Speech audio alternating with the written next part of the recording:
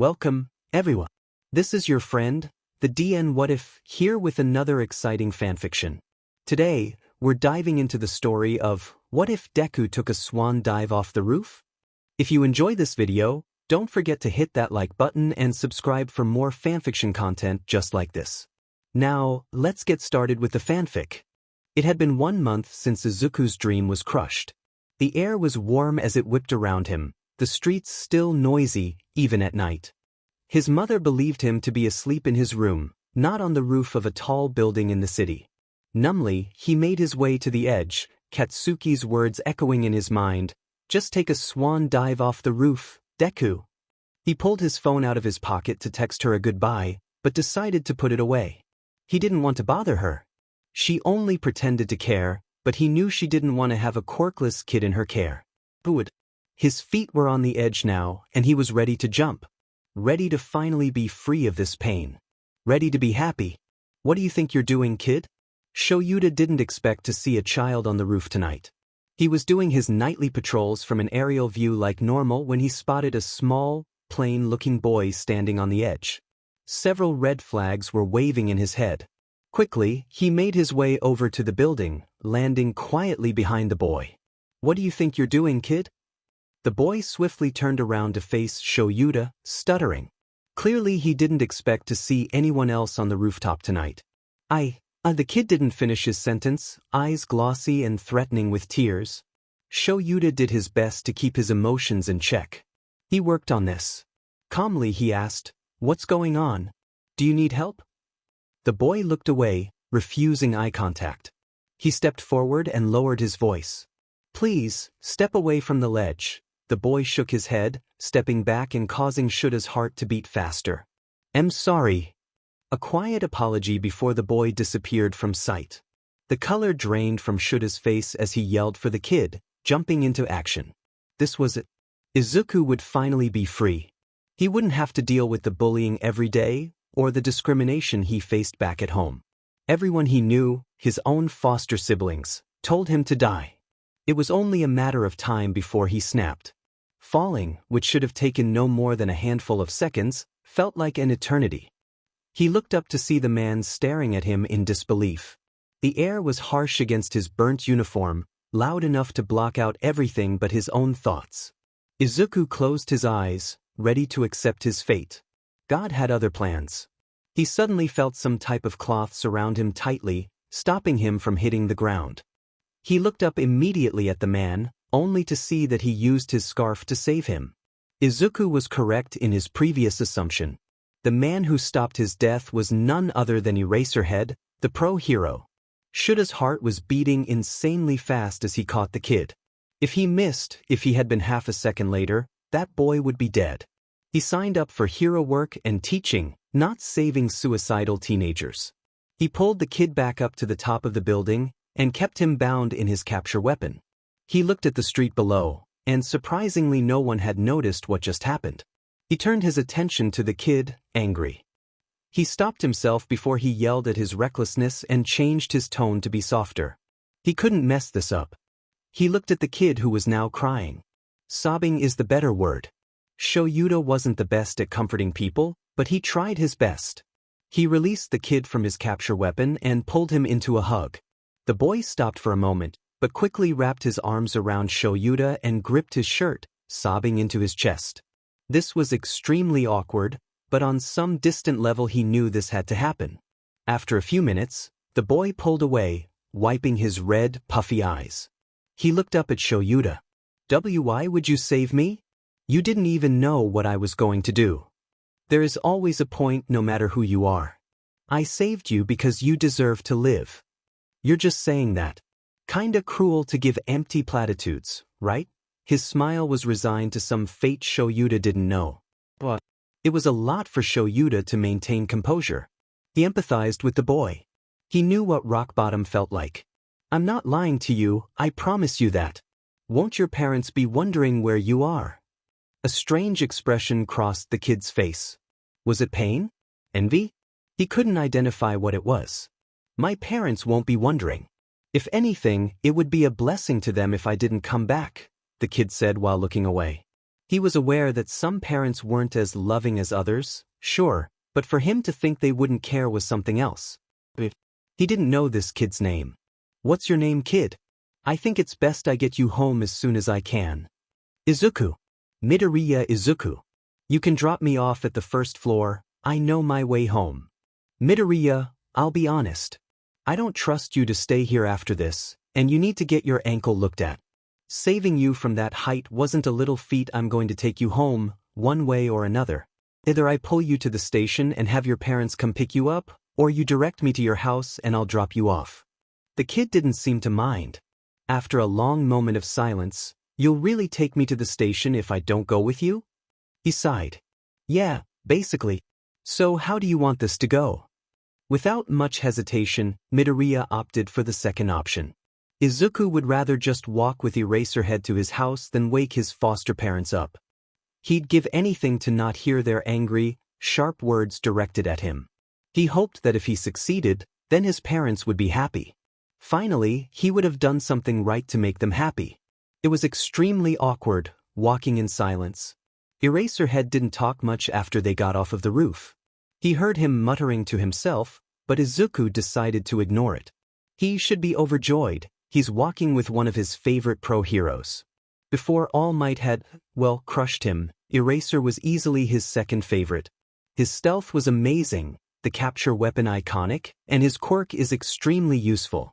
He basically fights quirkless, so what's not to love? "So you know who I am?"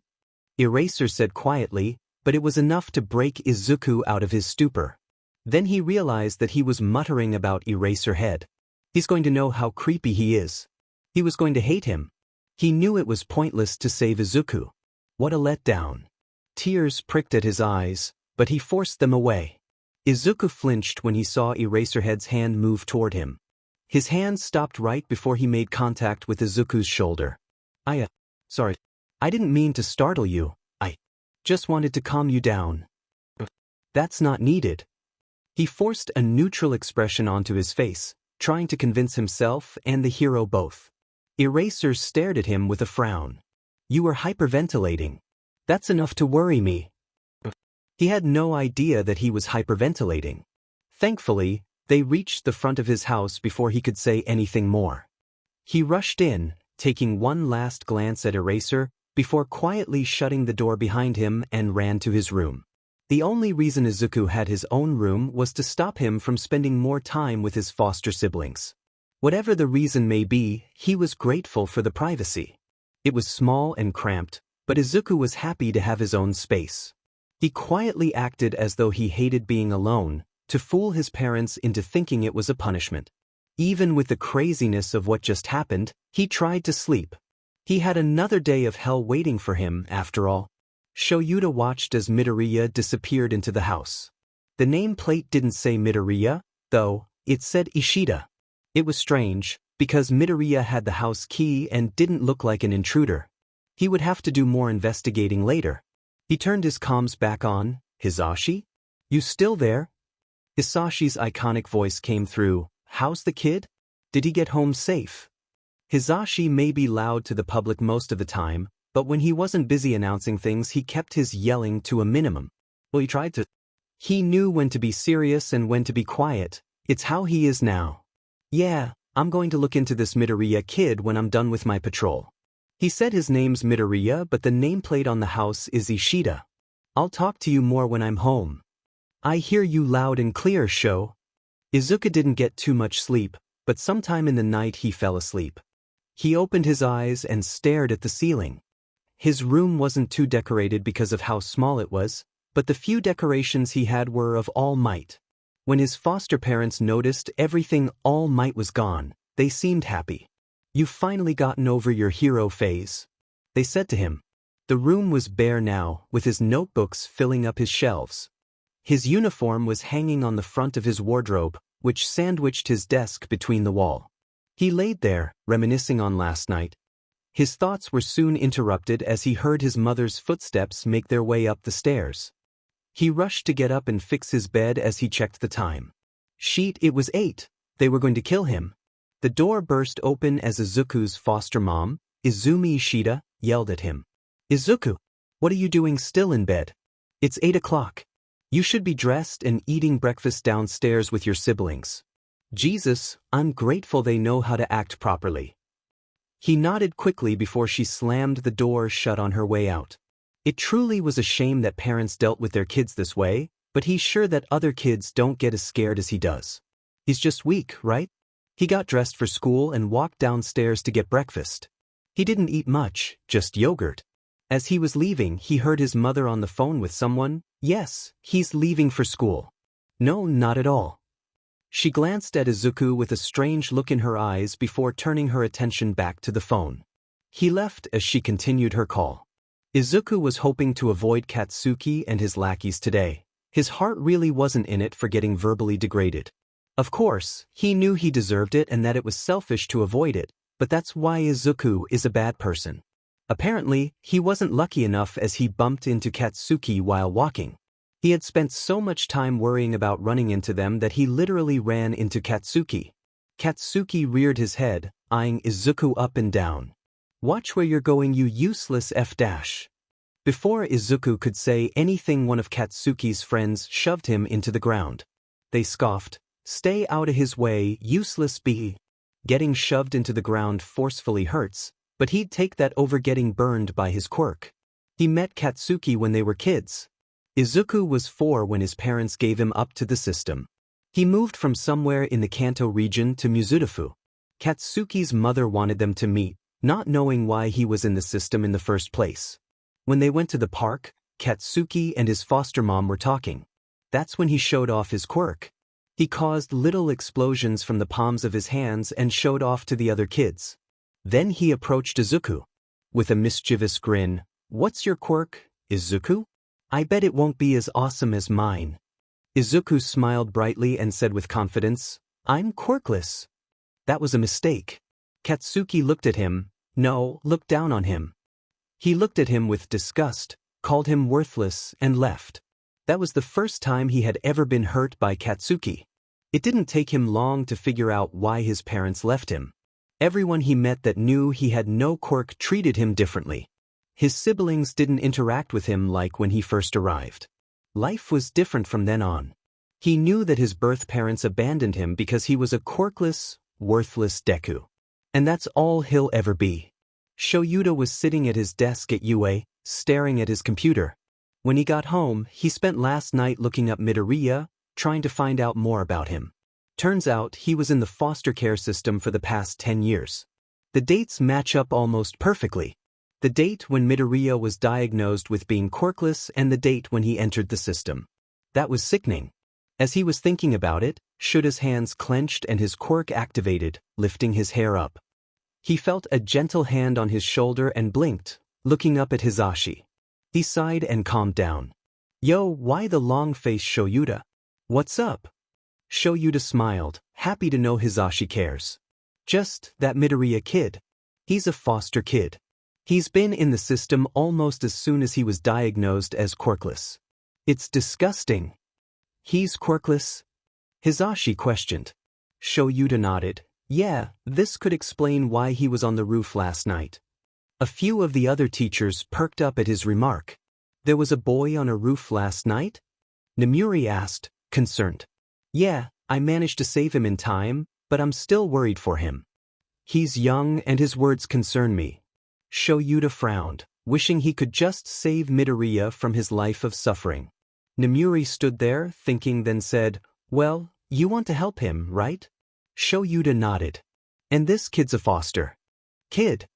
Shoyuta looked at her, and nodded again. Where was she going with this? "Then just, I don't know, adopt him." "Da what?" Shoyuta turned red and buried his face into his capture weapon. "I can't just adopt that kid. I don't know the first thing about parenting and seriously, I'm a teacher and a hero. I don't have time to raise him." Namuri said thoughtfully, "Even still, it might be in your best interest to look into it. He sounds like he needs a lot of support he hasn't been getting in the past." She was right and Shoyuta knew it. Midoriya probably doesn't get encouragement from others, and after brief research about the small quirkless population, it made sense. People just don't treat quirkless people the same. That's when he decided to reach out to the foster parents, Izumi and Torio Ishida. He got up and walked into the hallway to make the call. He rang the number he found on the site, waiting for a minute or two. Maybe this wasn't a good idea. Maybe it was. Who can say? A voice cut through Shuda's thoughts. Izumi Ishida here, hello? He responded, Hi, you're the mother of the foster home in Mizudafu, right? Yes, who is this? She responded skeptically. My name is Shoyuta Aizawa, and I was interested in learning more about one of your kids. I'm curious about Izuku Midoriya. Is he under your care currently? She responded, Yes, he's leaving for school. Okay, thank you. This may seem strange, but has he been acting out of the ordinary at all? Anything concerning? Now she took a moment before responding. That wasn't concerning at all. No, not at all. Why? He sighed and mustered his courage. No real reason, I'm just making sure how he is. Is it possible to set up a meeting with him? I'd like to get to know him more. I'm sure I can, but I need to know why you're so interested in Izuku. Bluntly, he said, I'm considering adopting him. Izumi almost dropped her phone. By the time she finished her call with Aizawa, all the kids left for school. Someone was interested in adopting Izuku? I mean, he really wasn't special, so she's more than happy to give him up, but it's still strange. Not to mention he asked about his well-being. Strange. Torio was walking into the kitchen, getting ready to leave for work. He looked up at Izumi and saw her curious expression. What's up with your expression? Did Midoriya say something to you? She shook her head. No, actually. Someone called me earlier and expressed an interest in Izuku. He looked perplexed. Someone expressed an interest in him? Yeah, like he wants to meet Izuku. He said he's considering adopting him, which is completely strange. This is not how things normally go when someone wants to adopt from us. Torio nodded. Yeah, it is. And normally people aren't interested in teens. They usually adopt kids 8 and under. I told him that he can meet with Izuku after school, once he's home. They both stood there in silence. Izumi, leaning against the counter, and Torio standing by the kitchen table. He broke the silence. All right. We may finally be able to get him out of here. Let's try our hardest to get this guy to adopt him, and as fast as we can. She couldn't agree more. Torio got some food before making his way out the door, leaving Izumi to her thoughts. Was this really happening? Even though there was only one phone call between her and this Aizawa guy, she got ready for some paperwork. She was going to make sure she got Izuku out as fast as she could, and that was her goal. The school day went on as normal. Izuku kept his head down and avoided contact as much as he could. He was grateful that he didn't start breaking down right in the middle of class. That would be a shit show if he did. The bell rang for the end of school, and quickly Izuku gathered his things before rushing home, praying he didn't get pulled into another back alley. He felt his collar get yanked as he landed in a pile of trash in an alleyway. Clearly, God was not on his side. Such is life, though. As he tried to get himself up and out of the trash, he was slammed into the brick wall, causing him to lose his breath momentarily. He opened his eyes and saw Katsuki, grinning, with his hand on Izuku's shoulder, Lackey laughing at him. I saw you rush to get out of class just now. What, you got a date, Deku? Who's your boyfriend? I bet he's just as sad and miserable as you. Katsuki laughed at him as he looked Izuku in the eye. Izuku shrunk, trying to make himself smaller. And no, I don't have a boyfriendy. I just want to get home today. He squeaked, making sure to avoid eye contact. Eye contact death. Years of run-ins with Katsuki has taught him that much, at least. Almost instantly, he felt a searing pain in his shoulder. He was using his quirk. Deku! Katsuki screamed at him. Izuku yelped out of fear in response, forcing himself to look him in the eye, despite everything in his body telling him not to. Good, Katsuki growled. I want to see the look in your eyes as I blow you to pieces. He then made an explosion on his shoulder, where his hand was placed. Izuku screamed as blinding pain rushed from his shoulder to his arm, chest and neck. This was unbearable. He was vaguely aware of Katsuki and his followers left, throwing his bag down, singed as well. Izuku sat there for a moment, in pain. Eyes blurred as he tried looking around, but moving hurt. However hurt he was, he had to get back home. He needed another plan. One where Eraserhead wouldn't stop him. Slowly, Izuku forced himself to get up. It was almost impossible, but he managed. Step by step, he walked away from Aldra Junior High, making his way back home. Shoyuta showed up to the Ishida residence almost as soon as school got out. He debated bringing Hisashi, but decided that would wait. He would meet Midoriya another time. You're just talking to the kid, making sure he's okay, nothing more. He walked up to the door and knocked, and who he presumed to be one of the kids answered the door. What do you need, mister? Well, at least this kid had manners. I'm here to talk to your mother, Mrs. Ishida. Is she here? The kid nodded, before closing the door. I hope he didn't just run off. A few minutes passed and an older, heavier man appeared at the door. You must be Mr. Aizawa. Shoyuta nodded, and he continued. Izumi's out getting groceries. Can I invite you in to talk? No, I'll wait out here for Midoriya. I'd like to talk to him alone, if that's all right with you. Speaking of which, is he home? The man, who he assumed to be. Torio shook his head. He must still be at school, but I bet he'll be home soon. Aizawa thanked him, and Torio closed the door behind him. Okay, sure it was a weird request to talk to the kid outside, alone no less, and Shoyuta knew that. It's even weirder and concerning that Torio actually let them talk alone. Wasn't he concerned about strangers and taking Midoriya? He was talking down the steps and by the street when he spotted someone, clutching their shoulder and limping towards the house. Shoyuta looked closer, and it was Midoriya, in a singed school uniform, holding an also burned bag. He ran over to help him, and Midoriya looked up at him and said, Eraserhead, what are you doing? His words were cut off as he passed out. Midoriya's hand fell from his shoulder, revealing severe, third-degree burns spreading from his shoulder to his arm and chest. Panicked, he looked back at the house. Through the window he spotted someone moving out of view. He waited for someone to come out the door. He knew someone saw Midoriya's state, but nobody came. He gritted his teeth as he lifted Midoriya up and took him to Yua. Recovery Girl would be able to help with his wounds better than he could. It was a long trip there, and a lot of people gave him weird looks. He doesn't blame them. He would too if he saw some gross-looking man carry an injured middle schooler somewhere. Strangely, nobody said or did anything beyond look. Finally, after what felt like eternity, he got to school grounds. He used his code to allow Midoriya in, and he made his way to the infirmary. Midoriya woke up a few times, dazed, but almost immediately passed out again. He must have some type of concussion, or be seriously injured from the burns. When he opened the door, he saw All Might talking to Recovery Girl in his true form.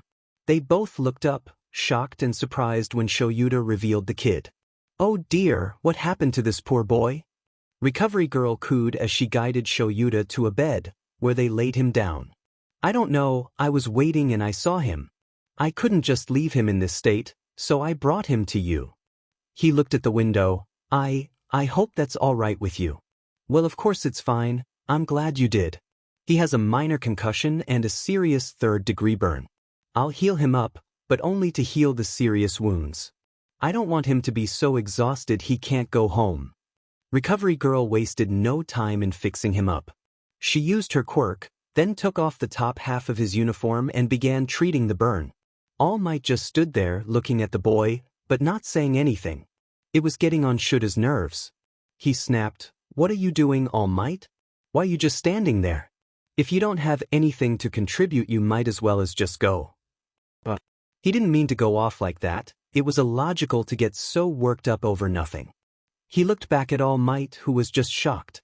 He didn't say anything for a while, then quietly, You're right, I'll leave you to it then. He quickly left the infirmary, and Shoyuta could hear him walk down the hall, as the sound of his walking faded away. He sighed. Recovery Girl, why was he even here? He doesn't start until next school year. She didn't look up from her patient and continued working. He wanted to catch up with me, probably because he knew he would be getting injured a lot. You know how reckless that man can be. She shook her head silently and was finishing up Midoriya's injuries. Now, why were you near this boy in the first place? Don't lie to me, you know that does no good in the long run. She was almost done, because she gave him a look. The look that meant, "Tell me or I never heal you again." He gave in. "I saved him last night. From suicide." She looked in surprise, but let him continue. "I found out he's a foster kid, and today I called his parents so I can talk to him. When I was waiting for him, he showed up like this. Happy?" She glared back. "So what you're telling me is, you want to adopt the boy." He almost choked on air. He knew she was probably right, but it's sometimes hard to admit things. So what was his response? A grunt. Neither confirmed nor denied her claim, and is the best way of getting out of things. They both turned in surprise as they heard a groan come from the bed. Midoriya opened his eyes slowly, before jerking to sit upright. He quickly fell back on the bed as he cried in pain. Shura's eyes shot to Recovery Girl. "I thought you healed him. So why is he in pain?" She smiled. "Well, Sonny, I told you I healed his major injuries so he wouldn't be knocked out for too long. His pain has decreased significantly, but not entirely. He should be able to walk home with you now, as long as he goes slow." He knew she was right, didn't make it any better, though. A small voice squeaked, Eraserhead sir, where am I? Where's my shirt?" He saw Midoriya's face, which was very confused. "It's okay," he put a hand on his shoulder, "you're at the UA infirmary. You were in such bad shape that I brought you here to patch you up. Midoriya, who did this to you? What happened?" A look of pain crossed his face, but it wasn't one of physical pain. Midoriya looked away. "It's nothing, some friends and I were messing around and this happened." Shoyuta was about to speak, when Recovery Girl cut him off. "Be honest with us. Friends don't accidentally give you a concussion and a third-degree burn.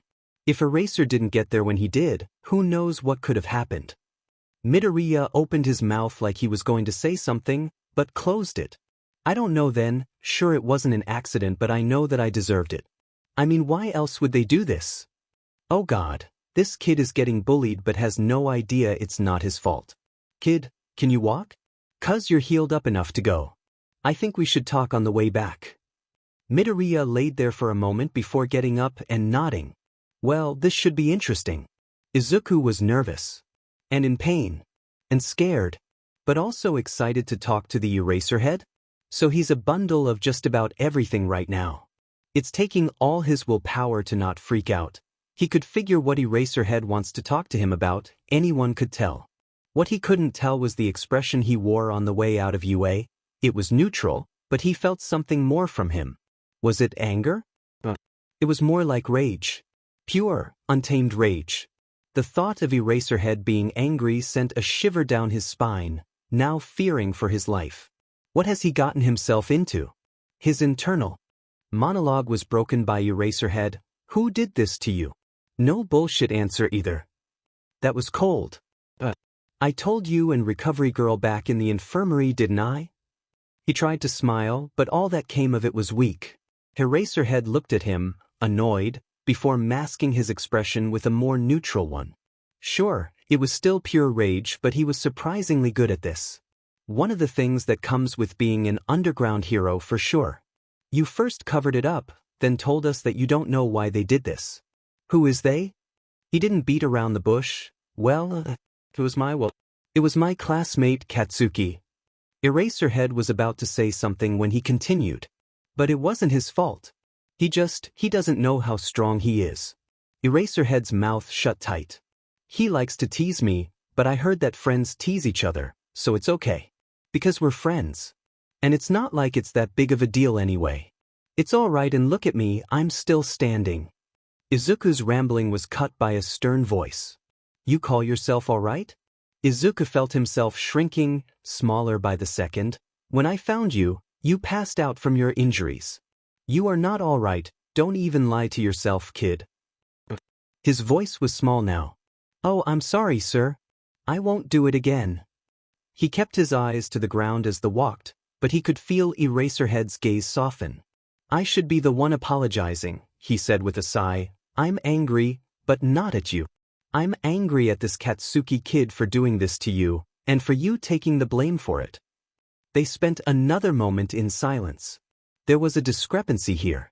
Something wasn't right. Then it hit him, and he stopped walking. Hold on, I was almost to my house when I saw you. His gaze narrowed at Eraserhead as he turned his face from him. I mean, you know where I live, but why were you there earlier today? Eraserhead dug his face into his capture weapon, only his eyes really visible. I was wondering when you'd ask about that. I won't lie, I found out that you're in the foster care system. I didn't want you to be there any longer, especially after how we met and today, so I found a way to get you out. Izuku was confused. Get him out? Ignoring the fact that you somehow acquired that information about me, what do you mean get me out? The only way someone can leave is if they run away, get adopted, or turn of age. He looked at him. How would you get me out?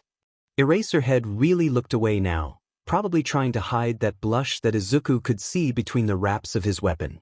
Quietly, barely audibly, he said, by adopting you. That hit Izuku like a ton of bricks. Wait, seriously? Who would want to adopt me? He laughed nervously. I'm a nobody. His brain was running kind of slow, but he'll chalk that up to the concussion.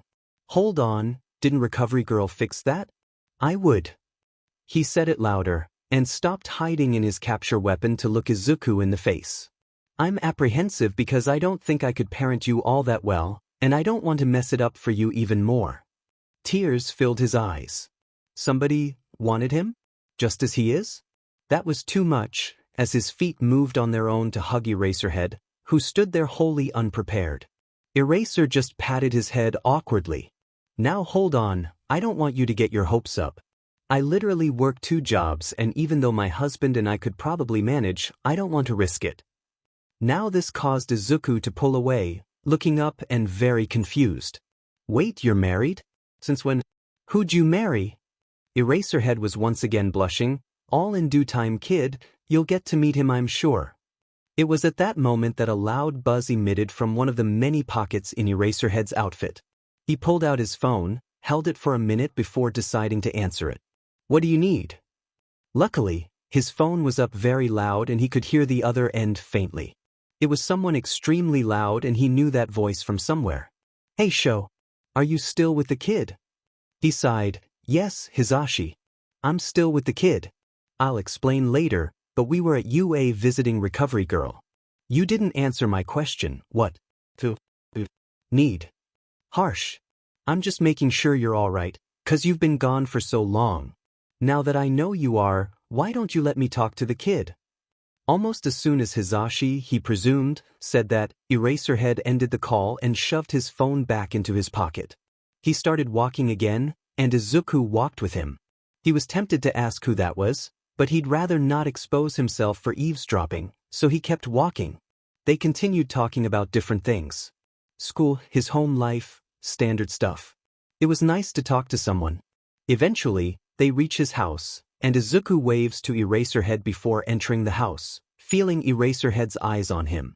Shoyuta saw Midoriya walk into the house, and turned to leave soon after. He was utterly embarrassed. He didn't mean to talk about being married or adopting him. What a mess. Now he feels obligated to help the kid out, if at all possible. First, he has to talk to Hisashi.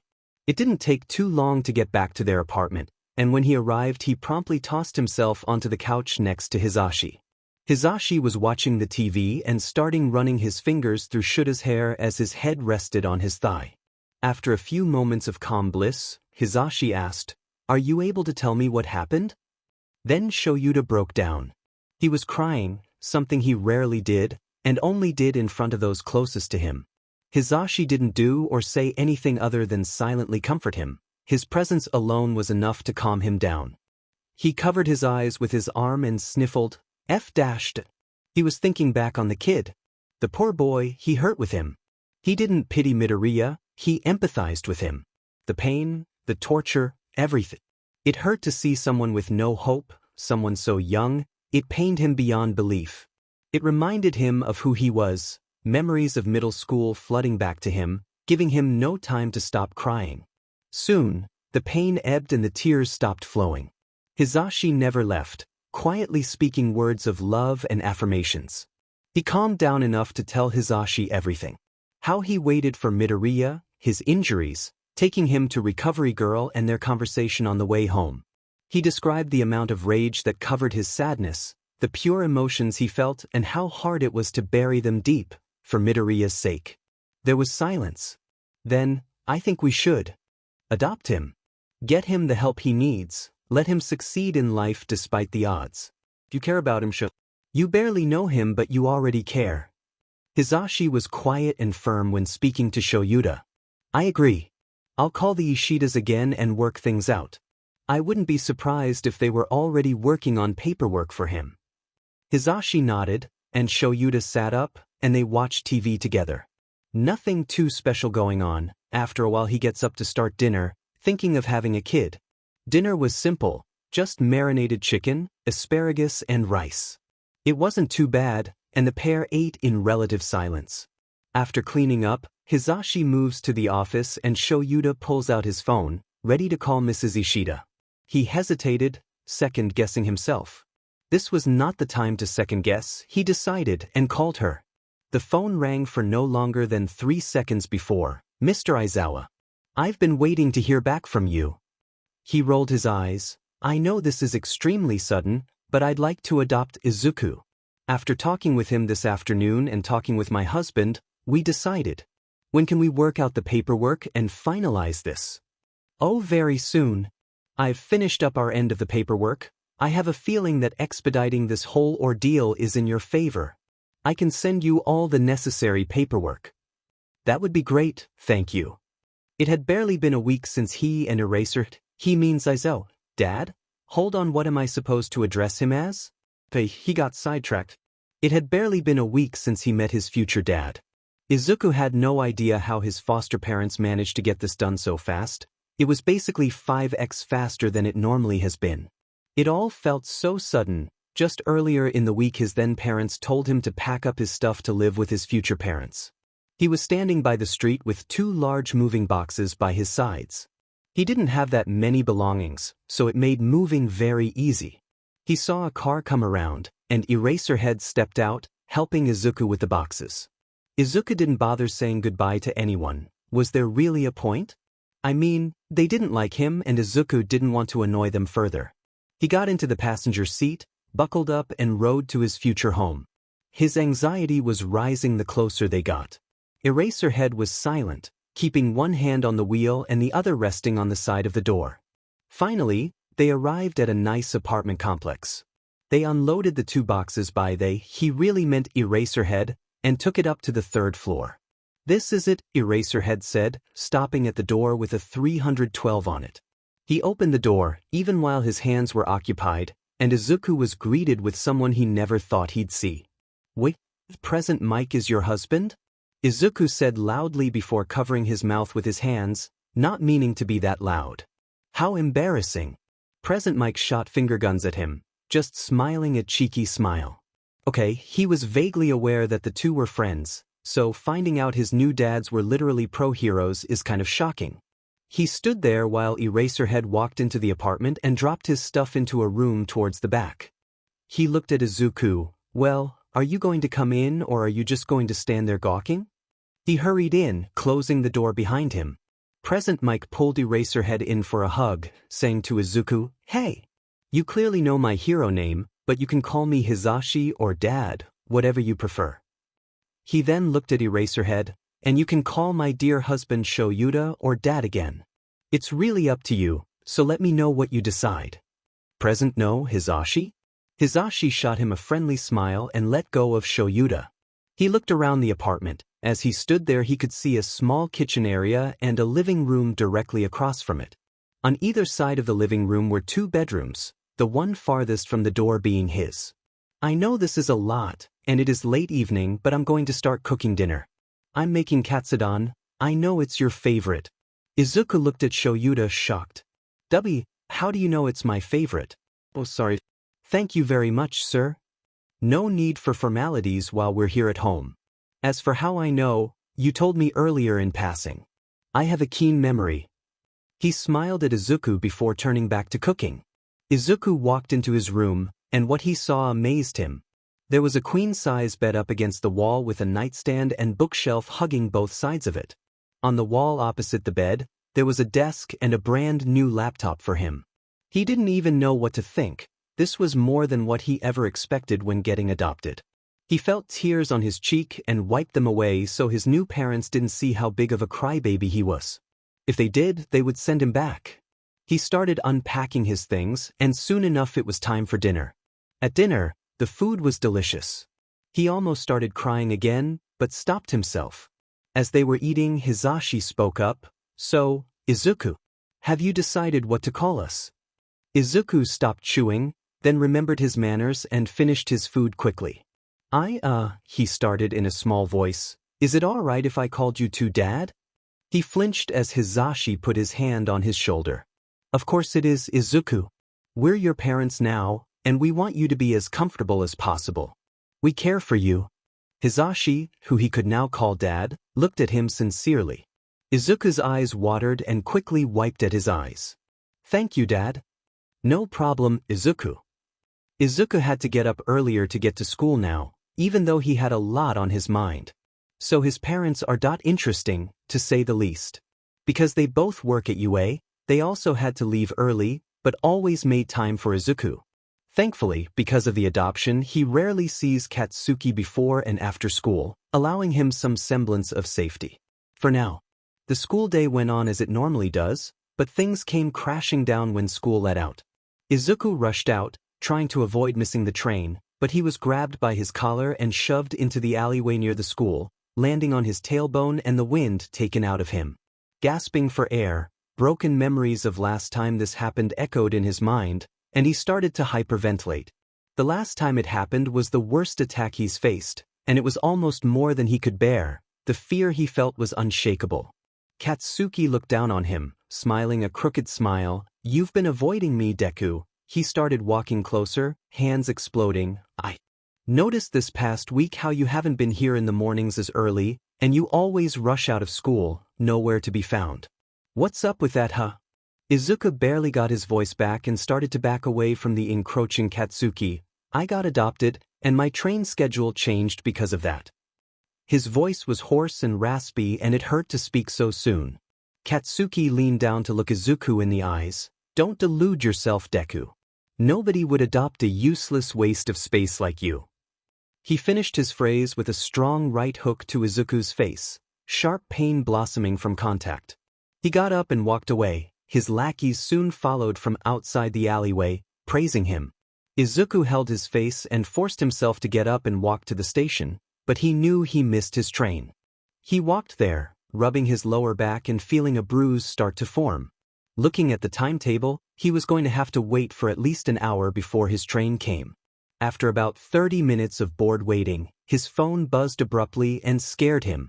He saw that his dad was calling. "Hey, what's up?" His bored voice came through. "Where are you right now? Your train was supposed to arrive a while ago." Izuku was nervous. Should he tell him the truth or lie? Thinking back on what Katsuki said, nobody would actually want him, so why be honest? He wouldn't believe him anyway, so he lied. "My teacher wanted to talk to me about a test grade, and when we were done, I missed the train." He laughed nervously, hoping his lie would work against his father. "We'll talk more when you get home. We have a lot to discuss, stay safe." The call ended before Izuku could say anything. It was in his dad's regular fashion though. But did his lie work? He didn't sound too convinced. Shoyuta and Hisashi were already home and waiting for Izuku. Soon enough, the door opened and closed with a click as Izuku walked in with a bruise on his cheek. Hisashi spoke first. "Izuku, what happened to your face?" He was relatively calm, but had an aggressive gleam in his eye. Izuku, as expected, looked down before saying, "It's nothing, just a small bruise." He looked up at them. "It'll be fine." Shoyuta sighed, typical. "Sit down on the couch, Hisashi will clean it up for you and we can talk." Izuku merely nodded, taking his shoes off and dropping his bag and sat down beside Hisashi, who started treating the bruise. Shoyuta started talking. "We really need to talk about the future. You get almost perfect grades and are clearly bright. You also write in those notebooks all the time, which I'm curious about." Izuku stuttered a bit before a good sentence came out. "I wouldn't call myself bright, and as far as the notebooks go, I just do basic analysis of heroes." His voice was small, something should has gotten used to in the short amount of time they've lived together. Slowly, "May I see one of them?" Izuku blushed, then winced at the cold rubbing alcohol on his cheek. "I mean, I don't see why you'd want to, but I'm not questioning you at all. They're really nothing special, so I feel like it would waste your time, but I won't stop you." I'm rambling again, I'm so sorry." His voice trailed off as Hisashi just laughed, causing Izuku to look very confused. "I'm laughing because you got so worked up. It's okay, trust me." Hisashi was kind and gentle, a side that Shoyuta truly loves. Izuku got up after Hisashi was finished and grabbed one of his notebooks, reluctantly handing it to Shoyuta. He mumbled something that he couldn't quite catch, and cracked it open. The pages were filled with scribbled analysis and drawings of pro-heroes, going in depth on their quirks and fighting style. "Holy shit," he muttered to himself. One page caught his eye, and flipped to a page with Hisashi on it. A small, detailed sketch of him on the right of the page and almost 2 full pages of writing. He knew so much about his husband's hero career, things that most people don't even notice. This was insane. He knew Izuku was smart, but he's a genius. He couldn't imagine how Nizu would act if he met him. He shuddered slightly thinking of the chaos they'd start. After a few minutes of reading, he handed the notebook back to Izuku with a shocked look on his face. Izuku looked like he was going to pass out. He mumbled, "I'm sorry if that was creepy, I know it's not good and that people do better, but you asked to see it so I obliged." Shoyuta got up and just hugged Izuku. "It wasn't creepy at all. You're a genius in every sense of the word, and I'm making sure you meet Nizu." He released Izuku and looked him in the eye. "Have you ever thought about applying to UA? You have the brains for the support course and everything." Izuku looked away again, seemingly embarrassed. "I was going to apply for the hero course there. I don't know how that'd work though, considering it's about quirks and I don't have one." Hisashi smiled a wide mischievous smile. "Oh, we can fix it to be more inclusive, don't worry." He looked at Shoyuta, obviously cooking up a plan in his head. "But I don't want an advantage because my parents are teachers. That wouldn't be fair." Izuku normally trips up over his words, but this was clear and confident. "Interesting." Before Shoyuta got the opportunity to speak, Hisashi started. "It would be extremely fair, we wouldn't pull any strings for your success, only changing the way testing happens." Shoyuta nodded in agreement, hoping to let Izuku achieve his full potential. "So I'm glad we were able to work out things for the future, but there's something we've been meaning to talk to you about." Izuku looked nervous as Shoyuta continued. "I understand being a teenager is a fragile time. Most kids don't have great self-esteem. Izuku, you've displayed terrible self-esteem and confidence and behaviors of being an abuse victim." He seemed to shrink and hyperventilate. Hisashi was quick to calm him down. "I know that this is difficult to talk about, but we need to know what causes this behavior. It's because we care about you and want to be the best you can be." Izuku didn't speak for a while as Hisashi continued to calm him down. Shoyuta was willing to wait. He knew how tough this is. He understood his pain, but that is precisely why they need to talk about it. It started slow. He talked about when he was given up after being deemed quirkless. His life with the Ishidas and how they isolated him and treated him. Katsuki came into the picture not long after. Izuku spoke of what happened to him, the mental and psychological pain he suffered. Shoyuta curled his fists when Izuku so full-heartedly believed it was justified and it was his fault. He wanted to jump in and tell him that he was wrong, but he instead listened to the best of his ability. "Get it all out now, work on it after." Izuku continued, slowly becoming more comfortable with the topic at hand. The way the teachers turned blind eyes to illegal quirk use, bullying and assault. How his parents saw his wounds and neglected them, adding to the hurtful words. Izuku didn't hesitate to talk about how it made him feel, how he felt so alone. Then came All Might, the great symbol of peace, who Izuku had looked up to for almost all his life. That bastard had told his son he could never be a hero, and on the same day he was suicide-baited no less. All of this suffering led Izuku to the rooftop that night, who fully believed the world would be better off without him. When he spoke about this, Hisashi pulled him in for a tight hug, very clearly affected by his words. The worst thing he said, by far, was his anxiety. Izuku believed that everyone would leave him like his parents did.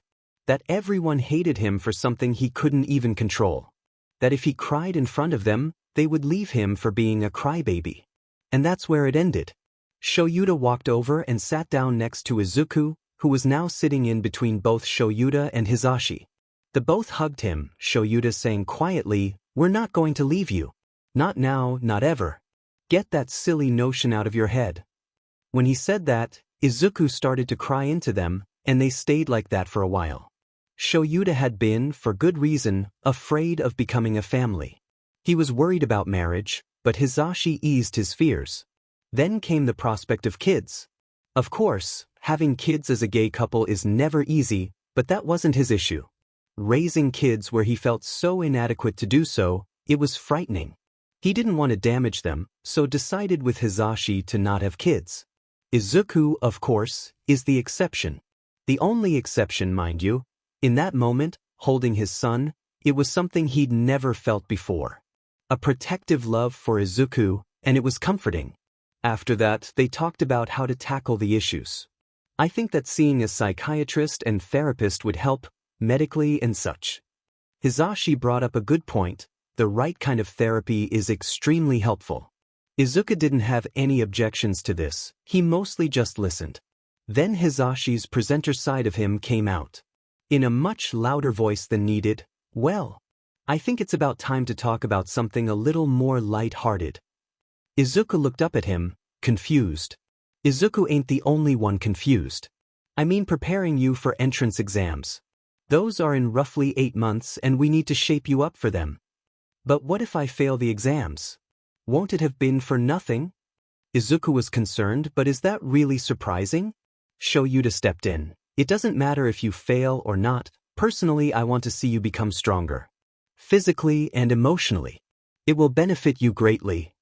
I see, was all he said in reply.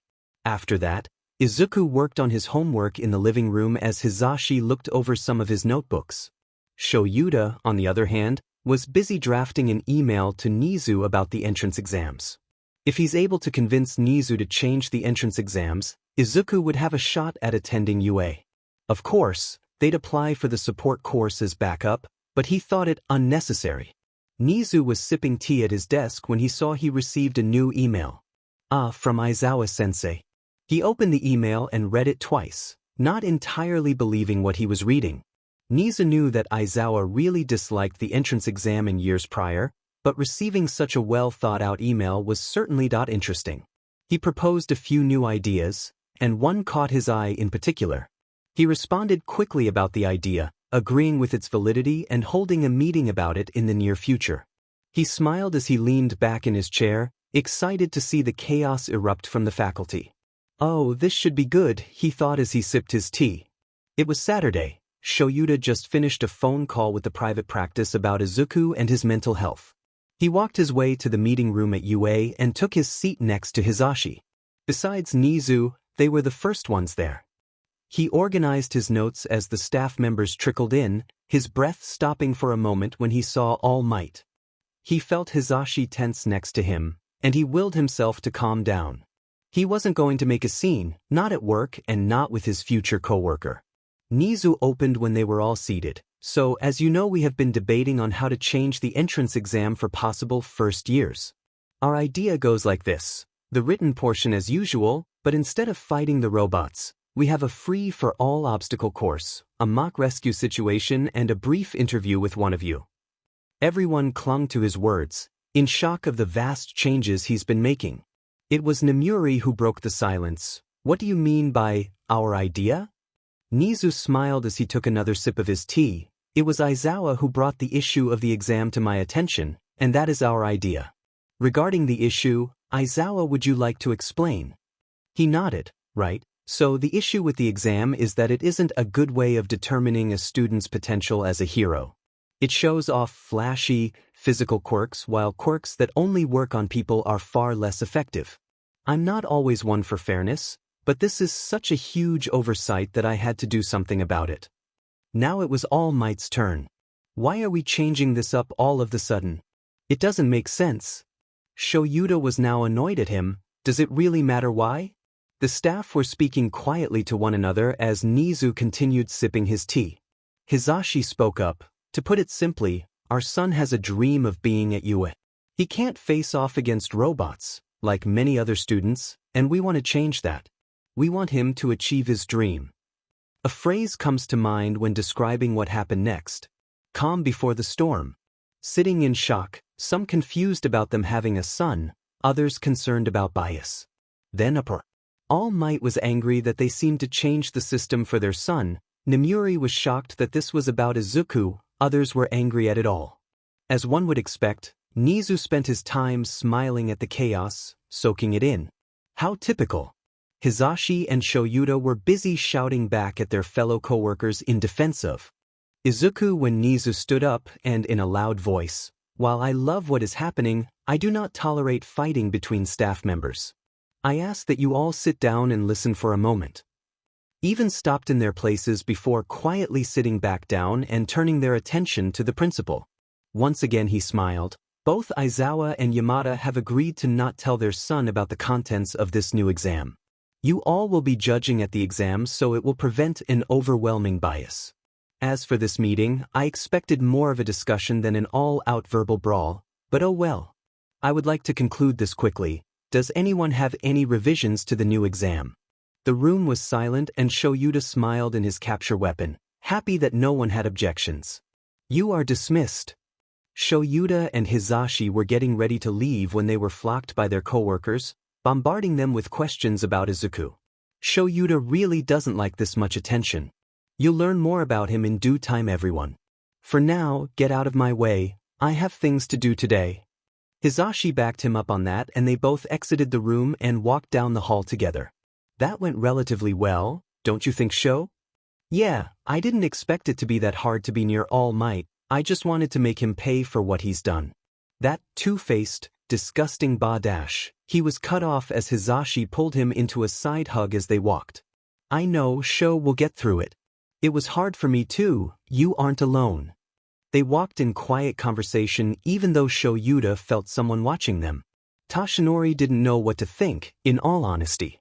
Aizawa normally glares at him, but that's because they are polar opposites, a daylight hero, flashy and popular versus an underground hero who hates the media and all forms of popularity. This morning, however, Aizawa and Yamada both were staring daggers at him. Then, during the meeting, it was revealed that they have a son. Alright, Tashinori didn't particularly care about that, but it felt important for some reason. After the meeting was over, he saw Yamada and Aizawa rush out of the room together, talking. He watched them as they walked, close enough to hear their conversation. Aizawa sounded angrier than Tashinori had ever heard him before. Yamada, always bright and loud, was angry too. This was all far too confusing for him. Why did this bother him so much? He always had haters, people who don't agree with him, but this was nagging at him. What had he done? Despite this, he checked his phone. He was going to be late for meeting with Naitai. He sprinted down the hall, careful to avoid the path the couple were taking, and ran down to the platform to go to Naitai's agency. He had a candidate for One for All, and even though they had gone their separate ways, he still valued his opinion greatly. As he made his way to the entrance, he was greeted by Bubble Girl. She let him in, directing him to Naitai's office. Tashinori's concern was mounting, but soon diminished as he opened the door and was met with his old sidekick. All Might, I'm so glad you came. Let's get to work talking about this candidate. Ain, for your convenience and mine, while in Izuku's perspective I'll use his dad's first names. Although he would be calling them both Dad. It just seems logical. Izuku was doing hero research when his parents got home. He was looking at certain hero fights, hoping to get a better idea of how they fight against villains. He heard a knock at the door and Hizashi came in. Oh hey, you guys are back, how'd it go? He looked at the ground. We have some news. He didn't sound too happy. That can't be good. All of a sudden he looked back up at Izuku with a crazy smile and yelled, "It got AO," before picking Izuku out of his chair and hugging him tightly. He squeaked out, "Too tight," and his dad placed him back into his chair, a smile still remaining. Shuta's voice carried from the main area of the apartment. Principal Nizu approved the changes, but we can't tell you them. Although, I doubt you'd want to hear it. Also, I talked with the psychiatry place. We're extremely lucky. They're taking new patients and can get in an appointment Friday evening. As I'm sure you already know, Hisashi's got that insane radio show he hosts. There was a small protest from Hisashi, so I'll be taking you. Izuku nodded. All right, thank you so much. He chuckled. I still can't wrap my head around all the kindness I've been shown. Well, you get used to it, kid. We're not going away anytime soon. His dad called from the main area again. Hisashi turned his attention back to Izuku. Izuku, athletic are you? We need to get you in tip-top shape before the exam. He examined his arms before answering. Yeah, I am not that strong.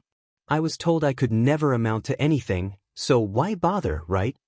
Hisashi agreed sadly. I see where you're coming from. We're going to need to set up a plan for you to get stronger without overexerting yourself. Izuku's eyes lit up as he opened up another notebook. He was muttering, okay, I have roughly 8 months before the exam, meaning I need to work on healthy eating as well as strength training. Will combat be necessary? Probably. I need to work on all aspects of being a hero. Rescue, combat, strength. His voice trailed off as his pencil was flying across the page, writing down everything he would need. In the corner of his eye, he could see Hisashi leaning up against the doorframe, smiling at him. The next week went as follows.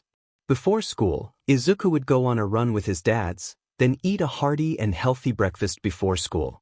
He would go on during school, then would go to a private gym with Shoyuta and work on his hand-to-hand combat. Do note that Izuku would get extremely beat up during it. On days where he wasn't working on combat, he would be working out with Hisashi, weight training and endurance, mostly. Soon enough, it was Friday afternoon. He went on another run before he took a shower and got ready.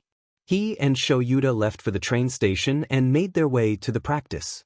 After his dad was done with the paperwork, they were called to the back by a nice-looking young woman. They made their way to her office when she introduced herself. Hello, Izuku. My name is Dr. Fuyuka and I'll be your psychiatrist. Would you like to get started? Izuku nodded, and their meeting started. It took about an hour, and they left with a slip of paper for medication and a few therapy recommendations. His dad squeezed his hand reassuringly as they walked out and back to the station. Quietly, thank you, was all he said to his dad. They had decided on weekly appointments with a therapist she recommended to them. It would be CBT therapy, something Izuku had never heard of before, but he was willing to try. The next 7 to 8 months went by quickly for him. He worked hard training for the exams, but worked even harder with his mental state. His therapist, a nice older man, worked with him on his issues, tackling them and working on how to stop the negative thought processes he had. He woke up and went to bed sore every night, but it wasn't anything he couldn't handle. Slowly, he noticed his physical changes. He stood taller, he filled out a lot and had faint abs.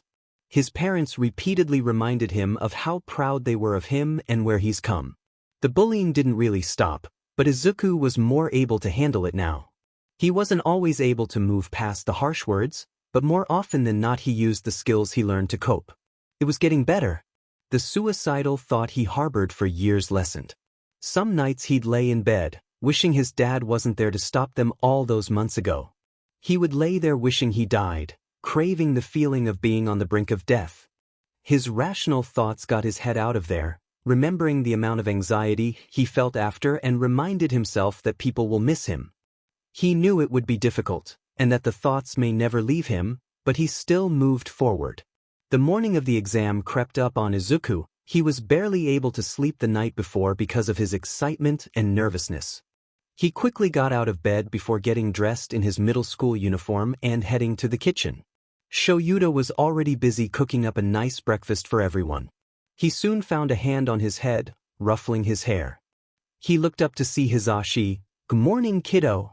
Did you get some sleep? Izuku laughed. Not much, but some is better than none, right? Shoyuta had his back facing them. If you're tired, I can make you some coffee. It usually helps me wake up. Hisashi quickly protested. No way are you giving him coffee. What if he becomes a zombie addict like you? Izuku started laughing and Shoyuta shot back. I'm not a zombie by any means, and I'm not addicted. I can stop whenever I want. This sent Izuku and Hisashi both into fits of laughter. Izuku's anxiety fizzled and disappeared as he ate breakfast and joked with his dad. Soon, all three of them were out the door and on the way to UA. When they arrived, his dads were holding hands and talking when they all heard a loud, familiar voice. Deku? I told you not to come here. His parents turned around, defensive, as Izuku calmed his nerves and forced himself to face Katsuki. Sure enough, it was him. He was standing there, tiny explosions coming from his palms with an angry expression. He came walking towards them, the explosions getting larger as Izuku's anxiety rose. Suddenly, the explosions stopped and Katsuki looked very confused.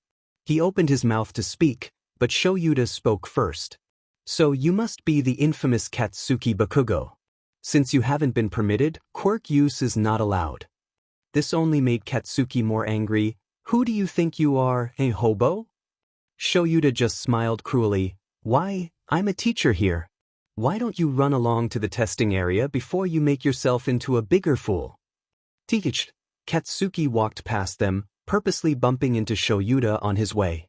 The encounter wasn't longer than 2 minutes, but Izuku had basically forgotten to breathe. He shuddered, once again worrying about the exam and Katsuki. Hisashi laid a hand on his shoulders, relaxing him. The three continued walking, dropping Izuku off at the testing room while his parents walked off together. Izuku walked nervously to his seat, thankful that he was separated from Katsuki. Instead, he was next to a shorter girl with light brown hair and matching eyes. Before he could talk to her, Aunt Namuri, Midnight, got to the stand and cracked her whip, catching everyone's attention. Hello my dears, I'm so glad you could make it. The exams being passed out to you are not to be opened until I say so. A devilish look in her eye formed, or you'll be punished by me. The room was dead silent as the exam packets were handed out. Now that everyone has their packets, you have 3 hours to complete this. Best of luck and start. She cracked her whip again as Izuku broke the seal and started on the first question. Izuku worked hard on the written exam. He was able to double-check all his answers before time ran out. The questions weren't too difficult. The hard part was getting them all done correctly without overthinking or guessing. When time was up, he stretched out his arms and groaned. He heard a thud to his right, so he quickly turned to see that girl had her head on the desk, groaning. At the very least she didn't pass out. He gently put his hand on her back. Hey, are you okay? His mind was freaking out. He touched a girl. He also talked to a girl.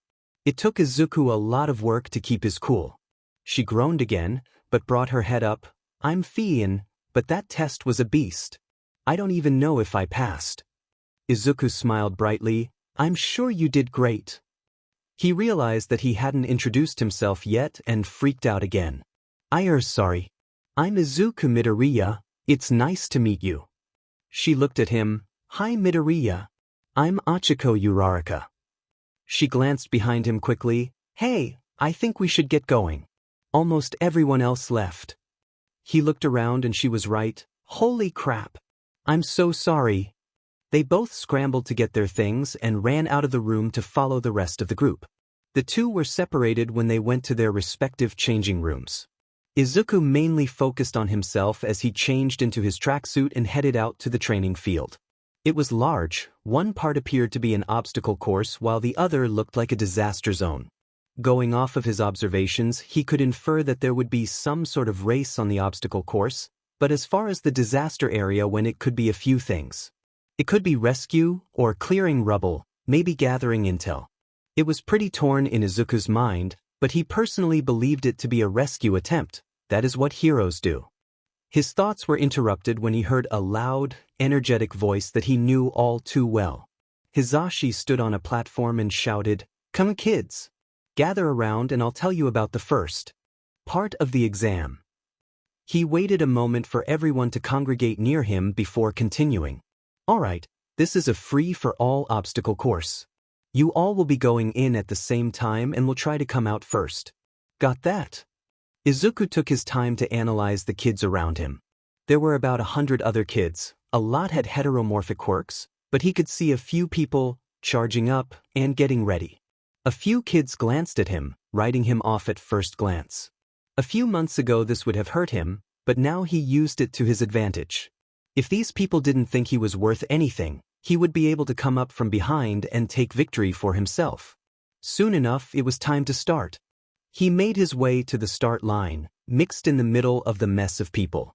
When he heard the horn, he and many other people sprinted through. One boy was extremely fast with some form of engines on his legs, others were generally faster. He continued running when he was faced with the first obstacle, a large wall of smooth concrete. Well, it wasn't entirely smooth when he got to it. There were a few divots on the wall, most likely from someone's quirk. If Izuku could time it right, he'd be able to clear the wall with ease. He took a moment to hype himself up before jumping and grasping onto the small holes. He brought his feet up and moved from hole to hole, ending up on the top. He climbed up and saw the drop he had to now deal with. He looked around, and something caught his eye. It was an almost clear slab near the top, and when he looked closer he could see many making their way down to the ground. He hesitantly put one foot on the slab closest to him, finding it solid, and quickly stood on it. However, right as he stood on it, it disappeared from underneath him. He freaked out for half a second before attempting to grab on the second slab. His hand grabbed it and held on for dear life. So these things must have some form of time limit. With this knowledge, he hung from the second slab before grabbing the next one. He kept using his arms to hold on and work his way down. When his feet finally touched the ground, his arms burned slightly. There was no time to waste, and he started running until he hit the next obstacle. This next obstacle was a rushing river, too wide to jump across and too fast for anyone quirkless to swim in. He saw a girl with long green hair jump in and swim across with ease. He frantically looked around, trying to find something to help him get across when he saw a slight sheen on the water. It was oil. He decided the best course of action, unfortunately, was to try and slide across the river. Izuku knew he'd be moved considerably downstream, but if it got him across, it worked. He worked up the courage and slid across, essentially moving diagonally as he partially fell into the water. By the time he was fully submerged, he held onto the other side for dear life. He pushed himself up and out of the river, running toward his next issue. This time, he saw a large area of bits of land surrounded by holes, like tiny islands. From the looks of it, the only option was to hop on the small areas of land to get across. Izuku ran and jumped onto the first one only to find it unstable. He quickly jumped to the next, finding that one to be unstable too. He continued running and jumping from island to island before he made an uncomfortably long jump. He slipped when he jumped to the end, barely able to grasp on with his already sore arms, and once again pulled himself up and out. He started running again, but found himself at the finish with several other students. He didn't expect himself to be in the top 25, but he was. When he looked back on the obstacle course, it was really geared toward the athletic and physically gifted. He thought this was supposed to be more fair than whatever it was last time. He sat down while waiting for the other kids to finish when he spotted Katsuki a ways away from him. Izuku decided the best course of action was to ignore and avoid, and eventually the remaining kids who didn't finish were brought around to meet the others. This time they found the rescue hero 13 standing on another podium. "Hello, children. Good work on the obstacle course. I know that must have been difficult for those without physical and mutant quirks. This next test is fair ground for everyone, though, as it is a mock rescue. Today your goal is to save all the people from the earthquake. We will be substituting real people for some robots, placed in several areas. Your goal? Save as many of these robots." So his idea was correct about this being rescue-based, but robots? Realistically, having people could possibly endanger them if something went wrong, so it does make sense for them to work with robots. They were led over to the Fallen City area by 13. "Now begin," she cried. Everyone ran into the streets, looking and listening for the cries of the people trapped. Izuku ran into the heart of the area and looked around. He heard a cry to his right, and quickly ran to that area. He followed the sound until it was rather loud. He found the small robot stuck under rubble, crushing its lower half. Izuku lifted up the rubble as best he could before struggling to take one hand and remove the robot. He then picked it up and rushed it over to the front of the area where people had begun to place the rescued robots. This continued for a while. Izuku found a robot, released it, and returned it. He was disrupted when he heard an explosion and yelling. "Get out of my way, for eyes." Another voice said, "It doesn't matter who gets it just needs to get done, you delinquent." The first voice, most definitely belonging to Bakugo, "Who are you calling a delinquent? You better watch your voice, for eyes." Most people, like Izuku, had stopped to overhear this exchange go on. Quickly Izuku realized he couldn't afford to waste his time listening to whatever was happening, and turned his attention to finding more robots. He worked with Uraraka and a few other participants to remove rubble and reach the victims. Every once in a while, he'd look over to see Katsuki, as angry as ever, trying to rescue them by himself. Finally it was over. There was a hefty amount of small and large robots near the entrance of the area, and Izuku was covered in dirt. His wet tracksuit didn't help as all the dirt stuck to him like glue. Students were called 8 at a time for their interviews, and Izuku waited patiently for his turn. When his name was called, he ran over to Hound Dog, who told him where to meet his interviewer. He followed the directions and knocked on the door when he heard a faint, "Come in." He stepped in, expecting one of the teachers. Instead he was greeted with the principal of UA. Hello. I'm Izuku Midoriya, although I'm sure you are already aware of that." Principal Nizu smiled. "Yes, I have been waiting to meet you ever since Aizawa and Yamada brought you up." Izuku was confused. "You have? And they talk about me?" The principal laughed. "Yes, of course they have. You're the reason we changed the exam." "Wait, seriously? I had no idea they brought me up when making the decision." He sipped his tea. "Well, yes. This is a semi-structured interview, but I do have a few questions for you." Izuku nodded for him to go on. "First off, what did you think of the exam? And I mean all of what you've been presented with today." Izuku gulped, unsure if he should share his full opinion. He decided, based off of his knowledge of the principle, that the more the better applies. Well, the written portion had lots of simple questions, but the real challenge is making sure you don't spend too much time on them. You'll run out of time if you overthink. The obstacle course is cruel to those who don't have mutant quirks or helpful quirks in that situation. The only way I was able to succeed was by using others' quirks and my own strength. The rescue portion, while it's my understanding that people posing as the needy can be unsafe, using robots wasn't the best. They made it feel more fake, not helping the participants. As far as the interview goes, you really have to get lucky with who you have for an interviewer. For me, there's a chance I got you randomly, but it's more likely that you arranged for me to meet with you, correct? Nizu smiled wide. Correct. I wanted to meet you to understand your analysis skills. Needless to say, I am impressed. Secondly, what did you think of everyone's quirks? I saw a few powerful ones. There was a boy with what looked like engines. The interview lasted a few more minutes, Nizu asking a few questions and Izuku responding in full. When it was over, Nizu thanked Izuku and he left. Shoyuta was truly exhausted. First he had to watch all those kids run the course and attempt to play hero. Then he had to actually interview a few of them. It was hell. He now sat with his fellow teachers, analyzing the exam. The written test was a scantron, making it easy to look at scores. The top 3 were Katsuki Bakugo, Izuku Midoriya and Hitoshi Shinso, all of them barely beating the others by 1 or 2 points. He smiled to himself, proud that his son was in the top 3. Next came the obstacle course, where he saw many kids with physical quirks finishing first. Many others were stuck behind trying to tackle the insane first challenge. Bakugo used his explosions to scale the wall, causing lots of small dents in it. Izuku used this to his advantage and quickly climbed the wall.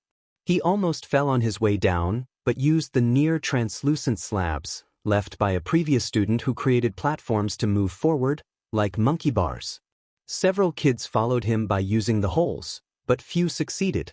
Soon, 2 students come charging and smash through the wall, allowing for others to follow. A girl with a frog quirk swam through the lake. Some jumped over, one used a tape-like material to shoot his way across. Everyone was smart about it.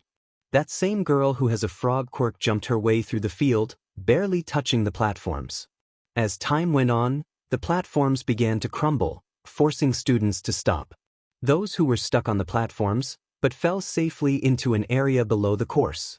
Unfortunately, many students were stuck at the beginning stages of the obstacle course and were brought around to try the rescue. Many of his staff members gasped when they saw just how violent Bakugo was during the rescue, writing down notes for the discussion later. They saw how many worked together while some tried to work alone. The idea of this mock rescue was to force them to work together, so points were deducted when they tried otherwise. Everyone rated each kid's performance and added notes about their interview, if they conducted it. The final list of kids accepted was held from the staff. Nizu had the final say and vowed to take everything and everyone into consideration. Now, all he and Hisashi could do was pray for Izuku's acceptance letter. Izuku was freaking out. He had to wait almost a week for his acceptance letter and it was eating him up. His dads obviously saw this. He was literally pacing around the living room as Hisashi was trying to watch TV. He was about to say something to Izuku when someone came into the apartment. It was Shoyuta. He casually walks in with grocery bags on each of his arms and sets them down. From one of the various pockets he pulls out a letter, looking at Izuku. "I picked this up while I was out. It's from Yue." Izuku almost passed out, but then calmed himself down and walked over and took the letter from his father's hand. He took a deep breath, praying for confidence and good luck as he slowly opened the letter. He pulled out a letter and a small, round object. Suddenly the object lit up and projected an image of Principal Nizu. He smiles as he says, "Izuku Midoriya, I was thoroughly impressed with your ingenuity during the exam and detailed analysis of your fellow participants."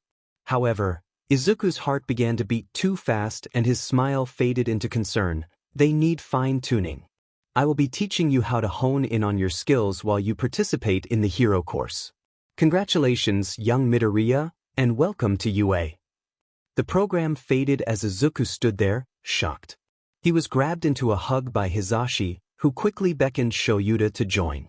Reluctantly, he actually really likes hugs, but doesn't want to admit it.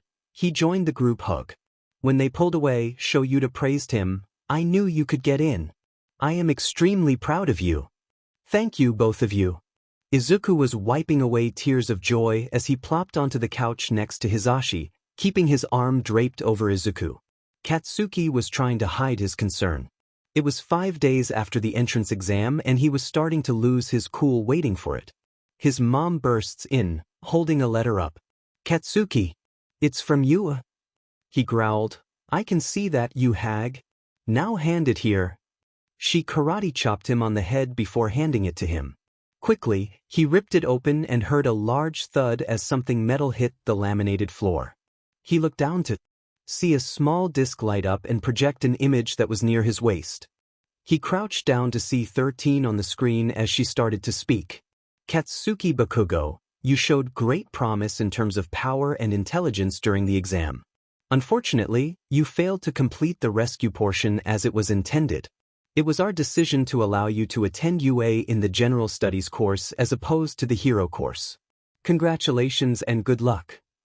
The screen went black before disappearing as Katsuki sat down.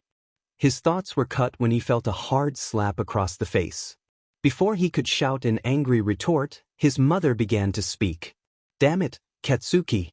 You couldn't even take the DMN test right and ended up in General Studies. I raised a fool." He looked at the paper in his hand. "But, Mom, I got first in the written portion. Isn't that enough for you?" She looked down at him with disdain. "If you want to be a hero, smarts alone won't get you there." She walked away as he stayed there, not believing it was true. How could he have let himself fall so far? He felt tears form on his face before wiping them away aggressively. He was going to be a hero, no matter the cost. Hitoshi was taking a walk around the block that evening when he noticed the mail had come. He grabbed it and sifted through it in case his letter came. About halfway through the mail was a letter from Yue, addressed to him. He stuffed the rest of the mail underneath his arm and opened the letter.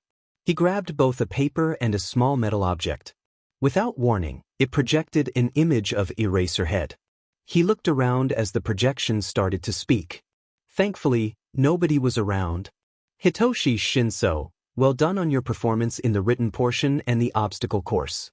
You need improvement on effective communication with others, however. With that being said, Welcome to the hero course at UA. The projected eraser head disappeared as he quietly fanboyed. His favorite superhero just congratulated him on entering his dream school in his dream course. He smiled, happy that he'll finally prove everyone in middle school that he doesn't have a villain's quirk. He walked into the house smiling as he examined the physical letter he received.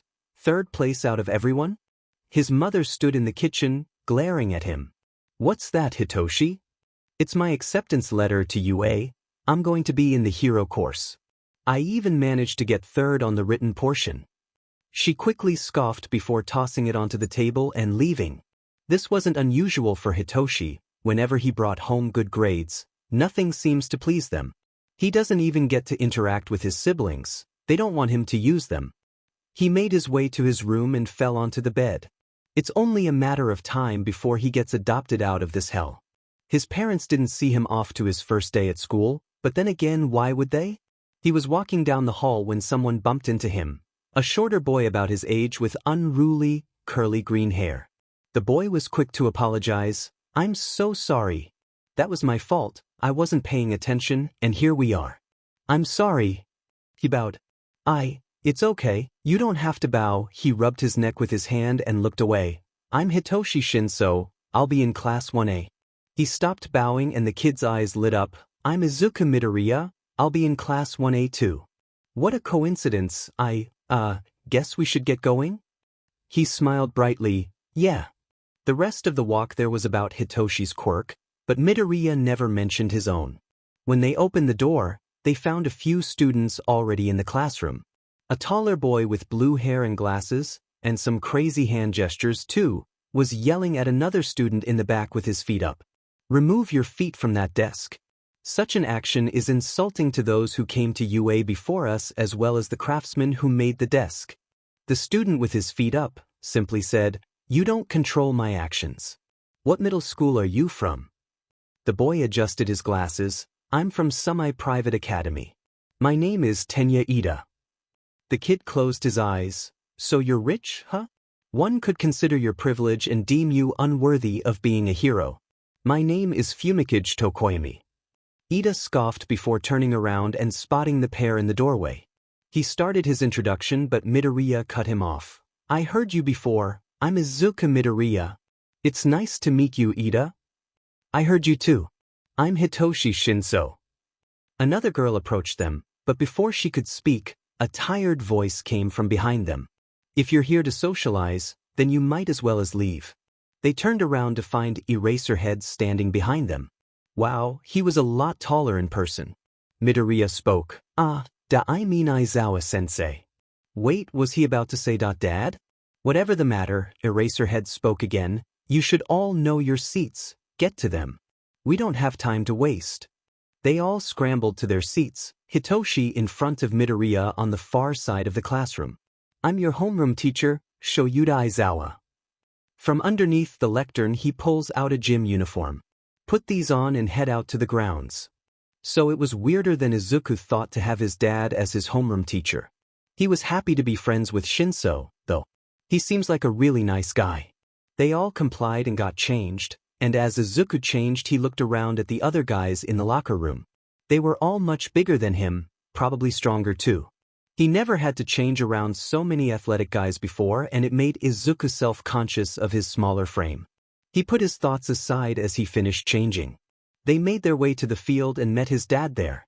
Alright everyone, I'll be conducting some quirk tests. Because of the freestyle teaching at UA, we get to teach however we want. That means I can remove you from the opening ceremony to do this instead. Uraraka. The girl from earlier squeaked. Yes, sir. How far could you throw in middle school? 43 meters. Alright, now step into the circle and use your quirk this time. You can do anything as long as you don't leave the circle. She nodded and took the ball from his hand before stepping into the circle. She wound up her arm and threw the ball as hard as she could, but it didn't fall. It kept going into the distance, higher and higher. Shoyuda checked something in his pocket and his eyes widened slightly. He held it up for everyone to see, and it showed the infinity symbol. This gauges your throws.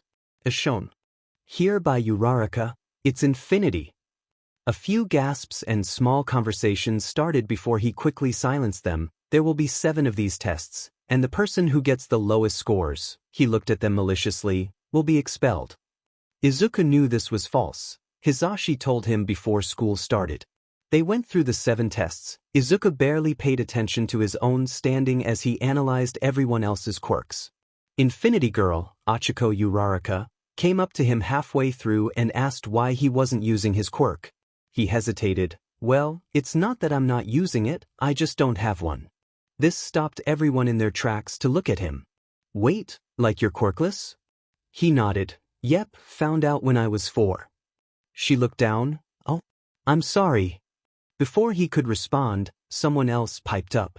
It was the redhead with spiky hair, Ijiro Kirishima. How is any of this fair then? This is for quirk assessment but he doesn't have one, so he'll end up in last and be expelled. Shoyuta smirked. That's why I have a special test designed for him. I'll elaborate after the initial 7 tests. When the tests were over, his dad looked at them. All right, this is for Midoriya. I'm giving him 5 minutes to come up with a way to beat me. I'll go inside the building and when time's up, give it your all. You all can participate in this. He walked into the building as he finished speaking. Everyone was looking at Izuku. He gulped. Okay, we have to derive a plan for this to work. I've gotten a good handle on everyone's quirks so far. He was cut off by Ida. How can we trust that you aren't going to make fools of us? Shinso spoke up. I've listened to him talk about quirks. Just trust him. Ida wasn't too happy, but someone else spoke up vouching for him. Izuku continued. So here's the plan. Shuda's timer for 5 minutes was up. He was genuinely curious as to what Izuku would cook up for him. As he stepped out, he expected to be bombarded. Instead, he was wrapped around in Siro's tape. He was going to cancel his quirk when some form of powder was thrown into his eyes, essentially disabling him. He tried to break the tape but with no success. Instead, he was kicked to the ground and hit something cold. It was ice. He was then slid over before he felt a foot on his chest. Hey, Dad. He could practically hear Izuku's smile. He groaned. Izuku, call me Aizawa-sensei. Please. And yes, you got me. So release me now. Of course. He chirped. He was lifted to sit up as someone cut the tape around him. Please hold still, Aizawa-sensei. I made special eye drops for you. It was Yaoyorozu's voice. He felt cold bliss on his eyes. As he blinked a few times, he could see everyone standing around him, including Izuku, who helped him up. He looked around at them. Good work, everyone. Now it's time for the results. Everyone gulped as he walked over and pulled up the results. Mineta was last on the list and started to hyperventilate. Oh, I forgot to mention, this was all just a logic ruse. Nobody is getting sent home. Everyone sighed except for Yaoyorozu and Izuku. I knew he was lying, I thought everyone did too. Yaoyorozu said this hesitantly as everyone glared at her. The sight was too much and Izuku burst out laughing. Now the attention was all on him. Oh, I'm sorry. I knew as well, but I didn't want to spoil it so I kept it to myself. Sorry. Kaminari, a boy with bright yellow hair, spoke. I may be stupid, but you called him Dad, right? Izuku's breath caught as everyone murmured in agreement. Thankfully, his dad stepped in to save the day. Yes, Izuku's my son. Now, get changed and get to class. Everyone just stood there, jaws on the floor in shock of the metaphorical bomb their teacher just dropped. Izuku stood there scratching the back of his head as he laughed nervously. Yeah, what he said. Everybody was asking him about his home life, who the mom is, the works. Finally, we can talk about it during lunch, okay? I think Aizawa-sensei is going to strangle everyone for talking so much. In silent agreement, they all kept the conversation to themselves until lunch. English was just as weird as homeroom. Having both dads teach separate classes is insane. Finally, it was lunch. When they walked down, Izuku was bombarded by his classmates about his home life. Before they could say anything, a certain spiky, blonde-haired boy came charging up to him. Enraged, he screamed, Deku, why the F are you at UA? Izuku shriveled as he got closer, spitting on his face as he yelled. Meekly, I got accepted like everyone else. Katsuki grabbed him by the collar and slammed him against the nearest wall. Don't lie to yourself. A quirkless Deku like you would never get into you. A calm, tired voice spoke. Then why are you here? Izuku opened his eyes to see Shinso and understood what was about to happen. Katsuki roared, "Who are dash?" He cut his sentence. Shinso smiled. Let go of Midoriya, walk outside and stay there. Quietly, Katsuki released Izuku and walked outside like Shinso told him to. It was then that Izuku realized the entire cafeteria had gone silent. Ah, thanks, Shinso. You're really amazing.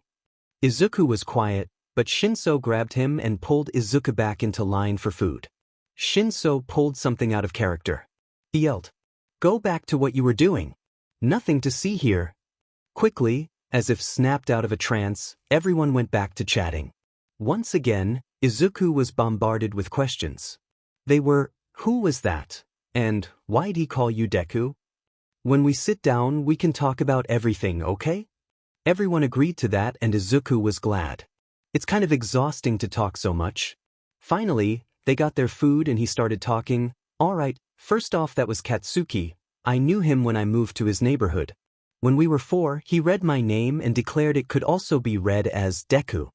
After that, for some reason unknown to me, he gets angry at me. Everyone was crowded around the table, listening to him intently. But it's alright. I probably won't see him all too often, so don't go after him or anything. Kaminari popped up again. Yo, tell us about Aizawa-sensei being your dad. He got smacked in the head by Ishido, who told him to shut it. Izuku just laughed. It's okay, Ishido. So close to a year ago I met him and I guess he wanted to take me in? So no, he isn't my biological father, but I don't really remember my real parents. As far as home life goes, well, he's very quiet. He's also a great cook, so that's a real plus. Kirishimest? So is he like married? Who's your mom? Izuku laughed hesitantly, unsure if his parents want the students to know they're married. He opened his mouth, but was cut off. Izuku, come here please. He looked up to see Shoyuta near the table. He excused himself and made his way over to him. Thanks, I don't want to talk about you and Dad without you there. Yeah, just find a way to dodge the question for now. It'd really jack up everything if the kids knew that the teachers were married. Izuku nodded before leaving to sit back down. By that time most everyone had left, all except Shinso, Todoroki, Uraraka, Azui and Ida. Finally, he had a chance to eat his food. It was heavenly. Izuku wasn't even sure how you could make plain rice taste so good, but it was lunch rush cooking. Todoroki is quiet, Uraraka insanely peppy. Shinsu is blunt and honest. Ida is really into morals and law. Shinsu's voice is just generally quiet, but he does talk some. More than Todoroki at the very least. After lunch, there was heroics.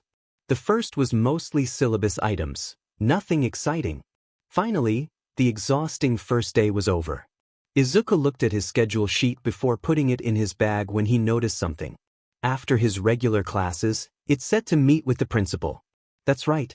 He was going to study under him. How could he forget? As everyone got their stuff to leave, Uraraka asked him if he wanted to walk with her. Quickly, he apologized saying he needs to do something before he goes. He sprints to the direction of the principal's office, following the map. When he arrived, he was hesitant to knock. As he looked around, a small red light caught his eye. It was a camera.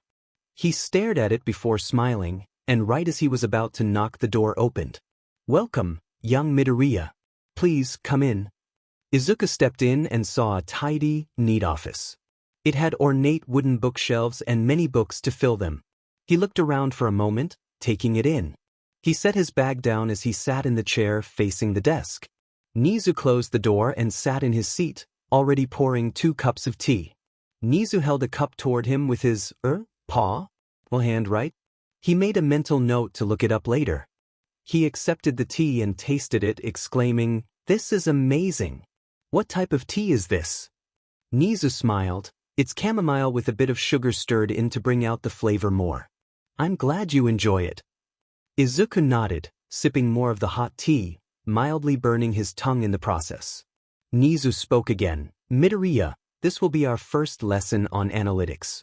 We'll be covering things like quirk evaluation, natural observation, topics of that nature.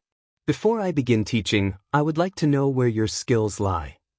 Izuku finished his tea. I see. Well, I've always been really interested in pro heroes, and decided the best course of action would be to analyze them. I started writing everything down in notebooks when I was about 4, right around the time I found out I was quirkless. I didn't stop writing though, and now I'm on my 14th volume. Nizu nodded. Do you happen to have any of your notebooks on you? Yes.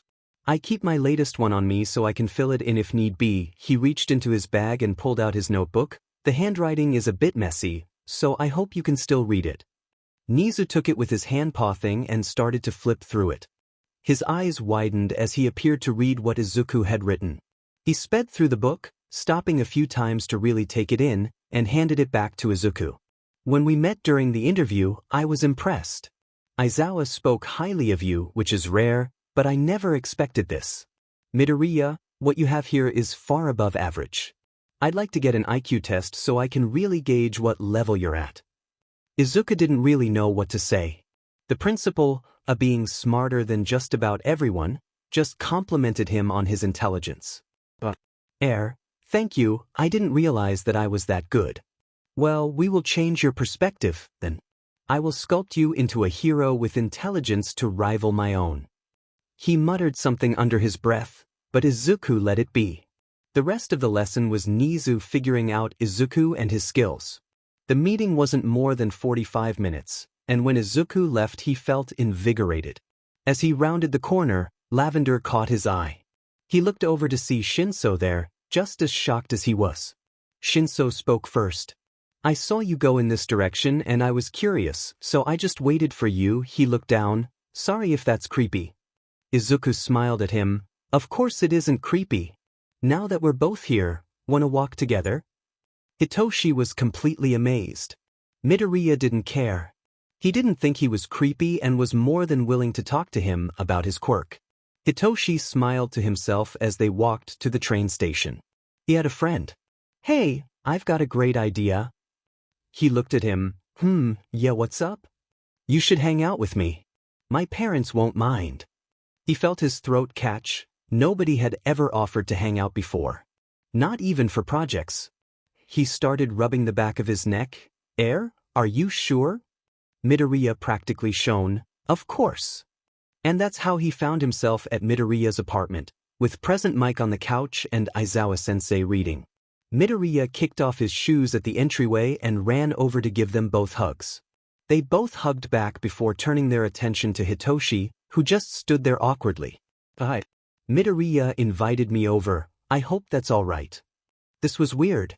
It was strange that his two teachers are literally married, but even stranger that they're polar opposites.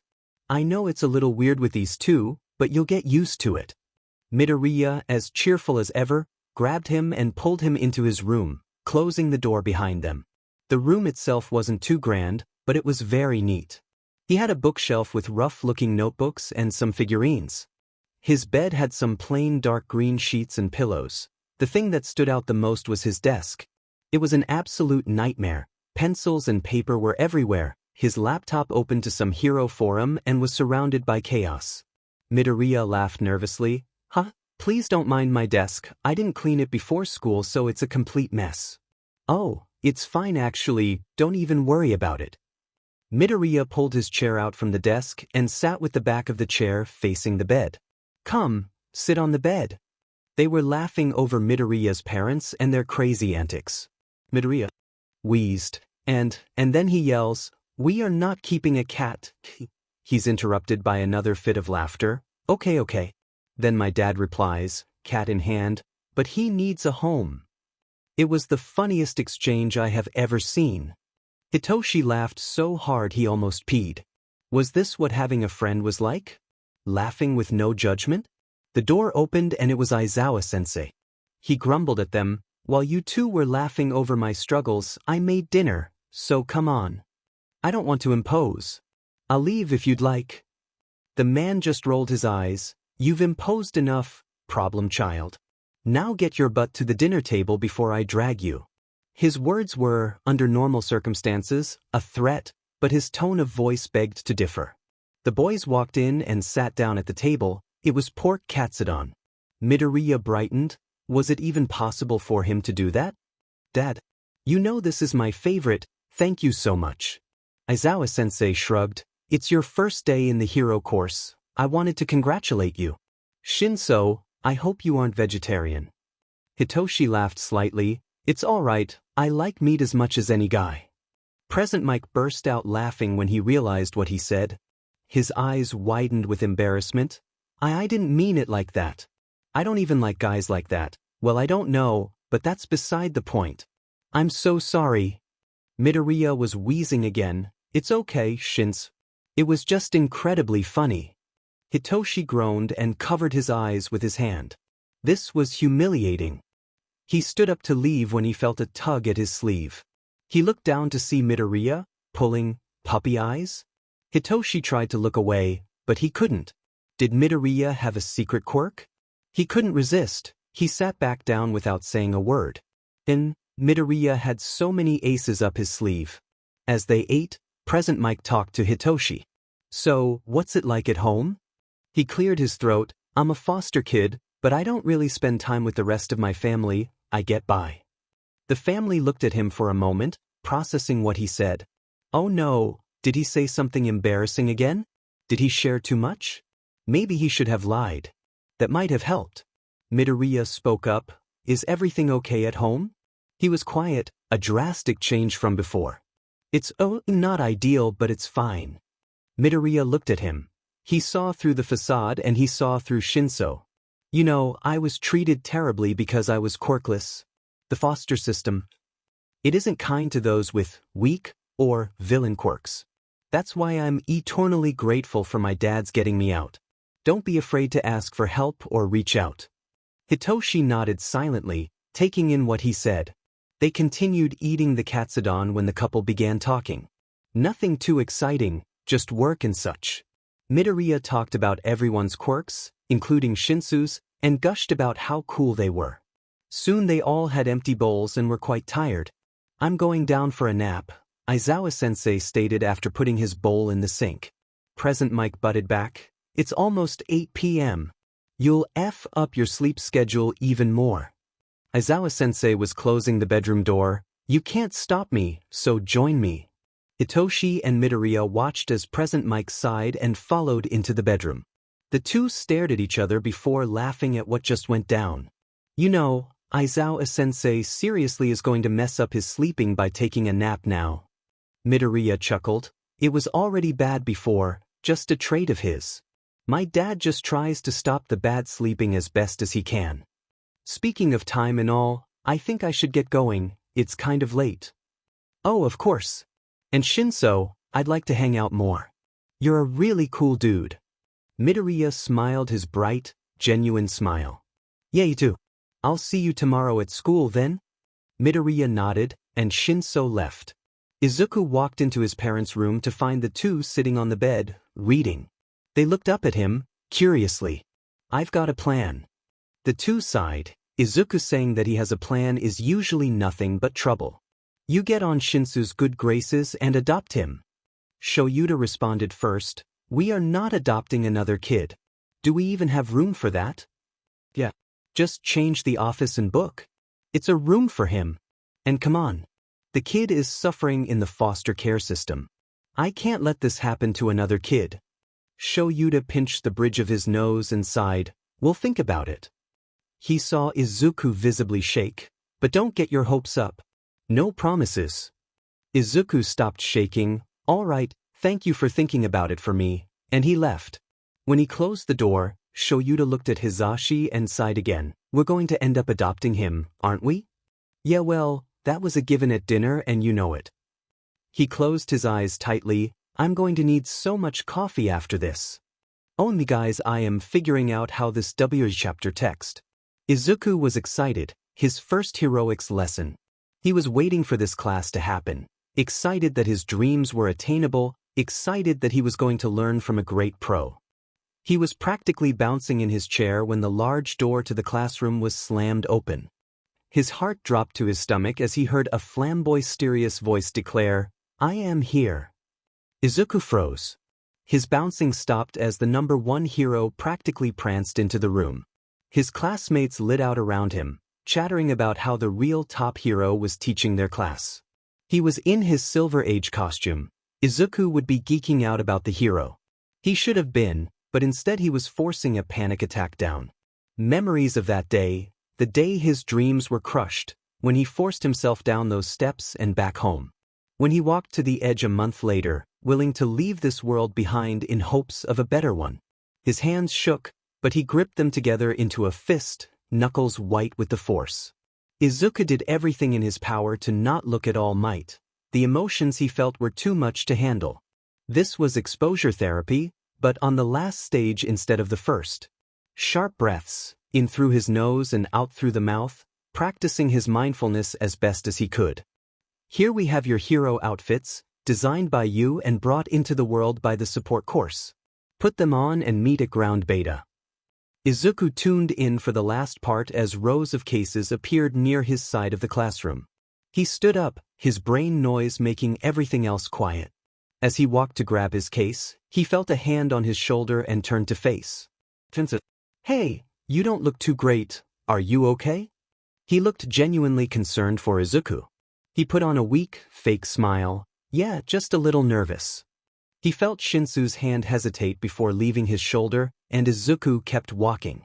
As they changed, Izuku felt some stares as he strapped on his weapons. It made sense, though, not many kids have an electric pole and a knife on them.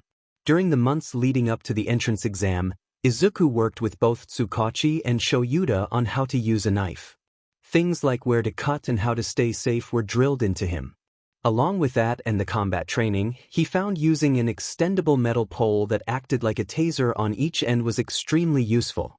He had both close-range and mid-range weapons, but for a while was stuck on what he should have for long range.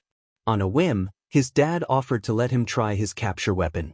When Izuku first tried it, using it was almost second nature. He hadn't found any weapon that was this easy for him to use before, and this was a shock. It was decided that night he was to have his own capture weapon. He pulled the weapon over his head before promptly leaving for ground beta. He wasn't the first one there. Uraraka was there along with Momo and Hagakure. He waited for others to get there and avoided looking at All Might as much as he could. His nerves were more in place than they were before, but it was still a mess in his head. Finally, when everyone was there, All Might started talking again. "Today we will be working on battle training. You all will be working on indoor anti-personnel training. You all will be split off into villains and heroes, then paired off 2v2 against each other." Everyone was chatting now. They would be fighting against each other and finally get a good grasp on their quirks. When they were all paired, he was with Shinso as heroes against Ida and Uraraka as the villains. Unfortunately, they were the first group up. None of this was helping Izuku's nerves. They got up to the building and waited for the timer to start. "Shinso, they don't know what your quirk is. If we can catch them all off guard, we have a better chance at winning this." Shinso nodded before he continued. "Ida can run really fast and has a lot of power in his legs. Uraraka can make things have zero gravity or float. You find the room with the weapon in it and I'll face off whoever they send my way." Before Shinso could respond, the timer had begun. The pair rushed in, searching for the weapon the opponents. Shinso broke away in another direction when Izuku heard a loud, "Release!" He looked above him, briefly, before jumping and rolling into the hallway next to him. He felt the ground shake as a bunch of debris fell to the ground. He walked out of the hallway cautiously, seeing Uraraka slightly panting. He took this opportunity to use his capture weapon, shooting it toward her, wrapping her up and bringing her to him. She struggled against it, protesting and demanding to be let go. Izuku, of course, didn't let her go, but grabbed the capture tape and tied around her wrists. He released her. "Sorry for that, anything to win, right?" Uraraka pouted slightly. "Yay, I get it. You're lucky you have those weapons." He smiled slightly before pressing on his earpiece. "Shinso, I got Uraraka. Have you found the weapon?" Static came through. "Yes, Ida's monologuing right now. It's the center of the 5th floor." "Alright, stay put, I'll be there soon." Hitoshi stood around the corner, trying his best not to laugh. "Ida's a good guy, but him acting like a villain? It was too much. He muttered to himself before declaring, "I am the ultimate evil." That was it. Hitoshi started laughing, compromising his position. "So you've come, Shinso?" he declared. Hitoshi straightened and walked into the room. Even without Midoriya here, victory was easy. He smiled maliciously. "Tell me, villain, are you really cut out for this?" Ida's eyes widened through the helmet and opened his mouth to answer, but his eyes went blank instead. "Hold out your arms." Ida did as he commanded, and Hitoshi tied the tape around his wrists. When that was completed, Midoriya got to the room and All Might's voice came through the speakers, causing Midoriya to visibly wince. "Well done, hero team. You restrained the villains and safely got the weapon. Well done." Hitoshi let up his control over Ida, who blinked many times and looked around at his surroundings. What happened?" He smiled. "You lost. It's time to head back to the other students." Toshinori was shocked. This kid didn't use his quirk during the exercise, he relied on weapons. He looked so similar, but he wasn't a fan. In fact, he did everything in his power to avoid looking at Toshinori. His train of thought was broken when the door opened and all the students started talking. They asked Midoriya where he learned how to use the capture weapon Aizawa had, and what Shinso's quirk was. Shinso spoke first. "Mine's called brainwash. I can control people's actions when they speak to me." Midoriya spoke next. "Well, a couple months ago I needed weapons if I were to be a hero.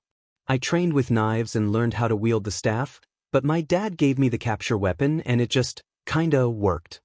"Hold on. He said dad in reference to the capture weapon. He really should have read through the student profiles before this. Midoriya was Aizawa's kid? Kaminari's voice spoke louder than the rest. "I think it's so cool that you can be a hero without a quirk." His head jerked to the crowd of students. "Yeah, you're so manly." Kirishima fist bumped Midoriya as the color in Toshinori's face drained. Midoriya was the kid on the roof all those months ago. He was the victim of the sludge villain.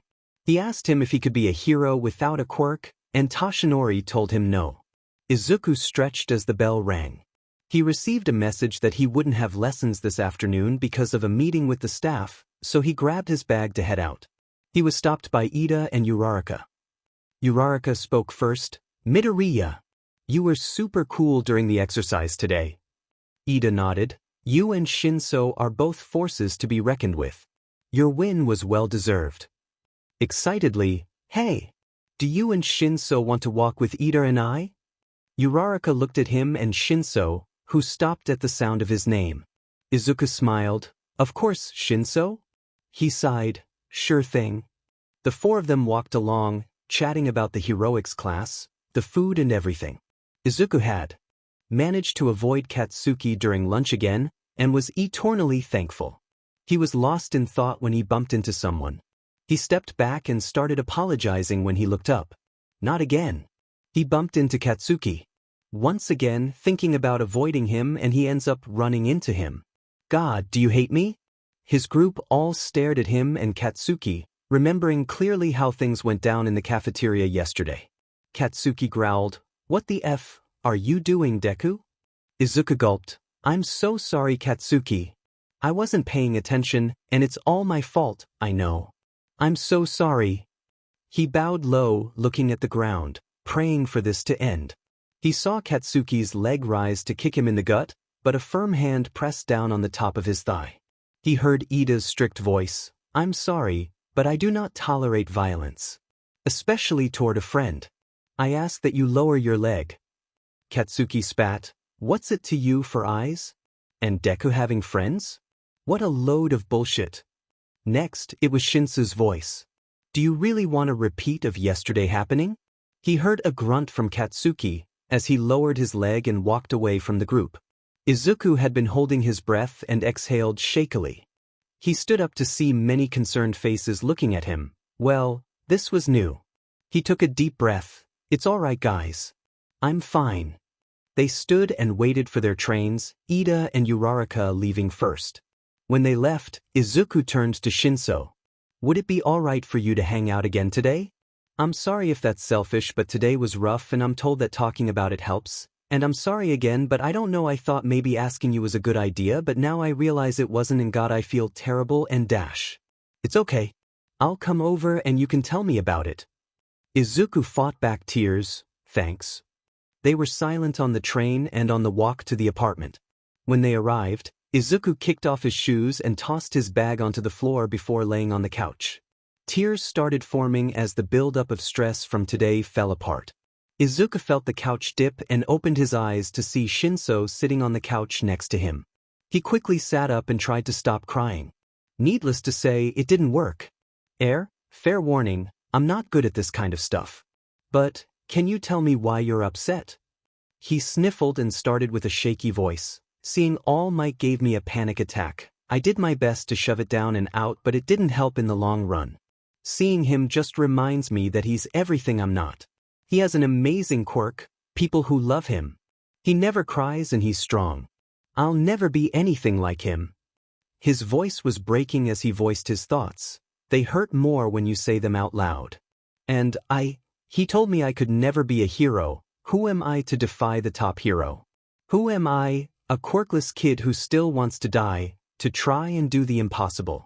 Shinso pulled his head into his chest gently and held him, causing him to cry harder at his kindness. Katsuki always reminded me that I'd always be nothing, that I'd always be better off dead. My own FNG parents left me because I'm quirkless, leaving me to be abused emotionally and physically for years at home and at school. I'm nothing, that's who I am. I'm just a quirkless Deku with no use. I'm better off dead. Shinso pulled him away and looked into Izuku's eyes. No. You are not better off dead. You have two loving parents now and you have friends. People will miss you. Don't ever compare yourself to others. You are better than almost everyone I've met. So please, stay for us. Stay for yourself and the amazing hero you'll inevitably become. He let go of his grip and Izuku hugged him as he cried. He cried for a while, letting it all out. Finally he fell asleep. Shoyuta walked into the apartment to see two sets of shoes, and peered over to see the unruly lavender hair of his student. He walked over to see Izuku's eyes shut, puffy and red, leaning on Shinso. Shinso was also asleep, leaning his head on top of Izuku's. In other circumstances, he'd take a picture of the pair as future blackmail, but let them be. Izuku appeared to have been crying, and Shinso was there for it. Hizashi came through the door soon after, Shoyuta shushing him to let the boys rest. They walked into the bedroom and carefully closed the door. So, what's up with that? Hizashi asked curiously as he dressed into his civilian clothes. Shoyuta sighed, changing as well. Izuku's eyes were puffy from crying. I wouldn't be surprised if it was because All Might taught the heroics lesson today. Hizashi stopped. Are you effing serious? Izuku hasn't seen All Might and we did our best to not mention it to him, he face-palmed. We didn't tell him that All Might would be teaching at UA. He sighed before sitting on the bed. Are we terrible parents? Shoyuta walked over to him. No, but we probably could have done better. We don't know how bad this is. He could be reverting to when you found him. What happens then? What if he tries again but nobody's there to save him? Hizashi's eyes were tearing up and Shoyuta sat next to him, giving him a kiss on the forehead and a long hug. We'll be there for him. It's going to be okay. Hitoshi woke up to the smell of rice and fish. He felt a weight on his chest and shoulder and saw that Midoriya was passed out. Gently, he pulled out his phone and saw the time. It was almost 6. How long were they asleep for? Midoriya soon stirred, probably from the cooking in the kitchen, and opened his eyes. He looked at Shinso before jerking off of him, apologizing profusely. Hitoshi just laughed. It's okay, I woke up a few minutes before you, so don't even worry about it. It smells like Aizawa-sensei's cooking up something though. He heard a response from the kitchen. Glad to hear you boys are awake. Hizashi and I didn't want to wake you, but dinner has to get cooked. Shinso, I take it you're staying for dinner again? I don't want to impose again. I'd feel terrible. He laughed. It's all right. Don't worry about it. Hitoshi and Midoriya both got up and stretched. While the positions they fell asleep in weren't terrible, it didn't stop any soreness. He looked at Midoriya. Do you feel better after talking and taking a nap?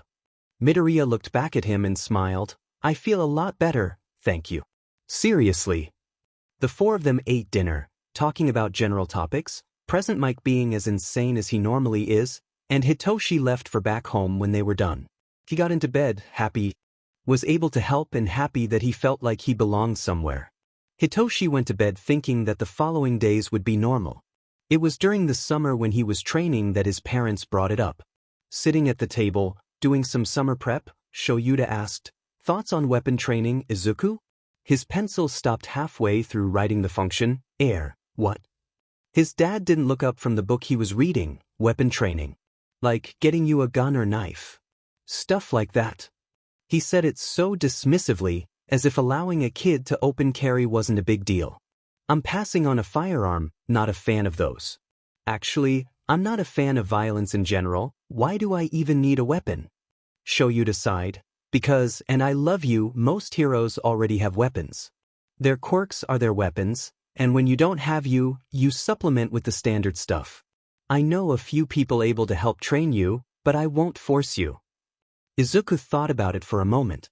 It does make sense to have a weapon, he's right there, but violence. The damage, the pain, everything was negative. He forced down memories of the play, guns. No good in reflecting on the past. As much as I hate using them, I'm willing to learn. Before he could reply, Hizashi waltzed into the room. What's this about weapon training? Are we getting Braven on this? Dismissively, Shoyuta replied, yeah, I'm thinking him and Puma on it. Don't you think she'll scare Izuku? She's really tall and intimidating. Izuku'll handle himself just fine. And she loves kids, so it all works out. Izuku, still sitting at the table, was at a loss. They were talking about the hair hero, Mr. Brave, and the punishing hero, Red Puma. Brave used his hair as a weapon. It's insane how powerful he is. He can do both long-range and close-ranged attacks, using his hardened hair as his weapon. Does he have to pluck it out directly, or can he just cut it off? Will any hair work, or is it only from his scalp? Will he go bald from all the plucking, or does his body have natural countermeasures? Then there was Red Puma. God, she was tall. Clocking in at somewhere near 6 feet 10 inches, she was also just built. With red skin and menacing horns on her hair, she has long black hair and white eyes with no pupils. Her quirk is purely aesthetic, but she's extremely strong. She could bench press All Might with ease, not even close to her 1 rep max. She would be teaching him? She would crush him. She's known for brutally taking down villains with a single hit. Almost none have stood against her for over half a minute. Does her strength come from the quirk, or is it just her natural metabolism? How is... His thoughts, and mutterings as it appeared, were cut by Hizashi. Zuku, it's fine. Puma's really nice, I promise. And you'll be able to talk to them about their quirks soon, so don't go and mutter now.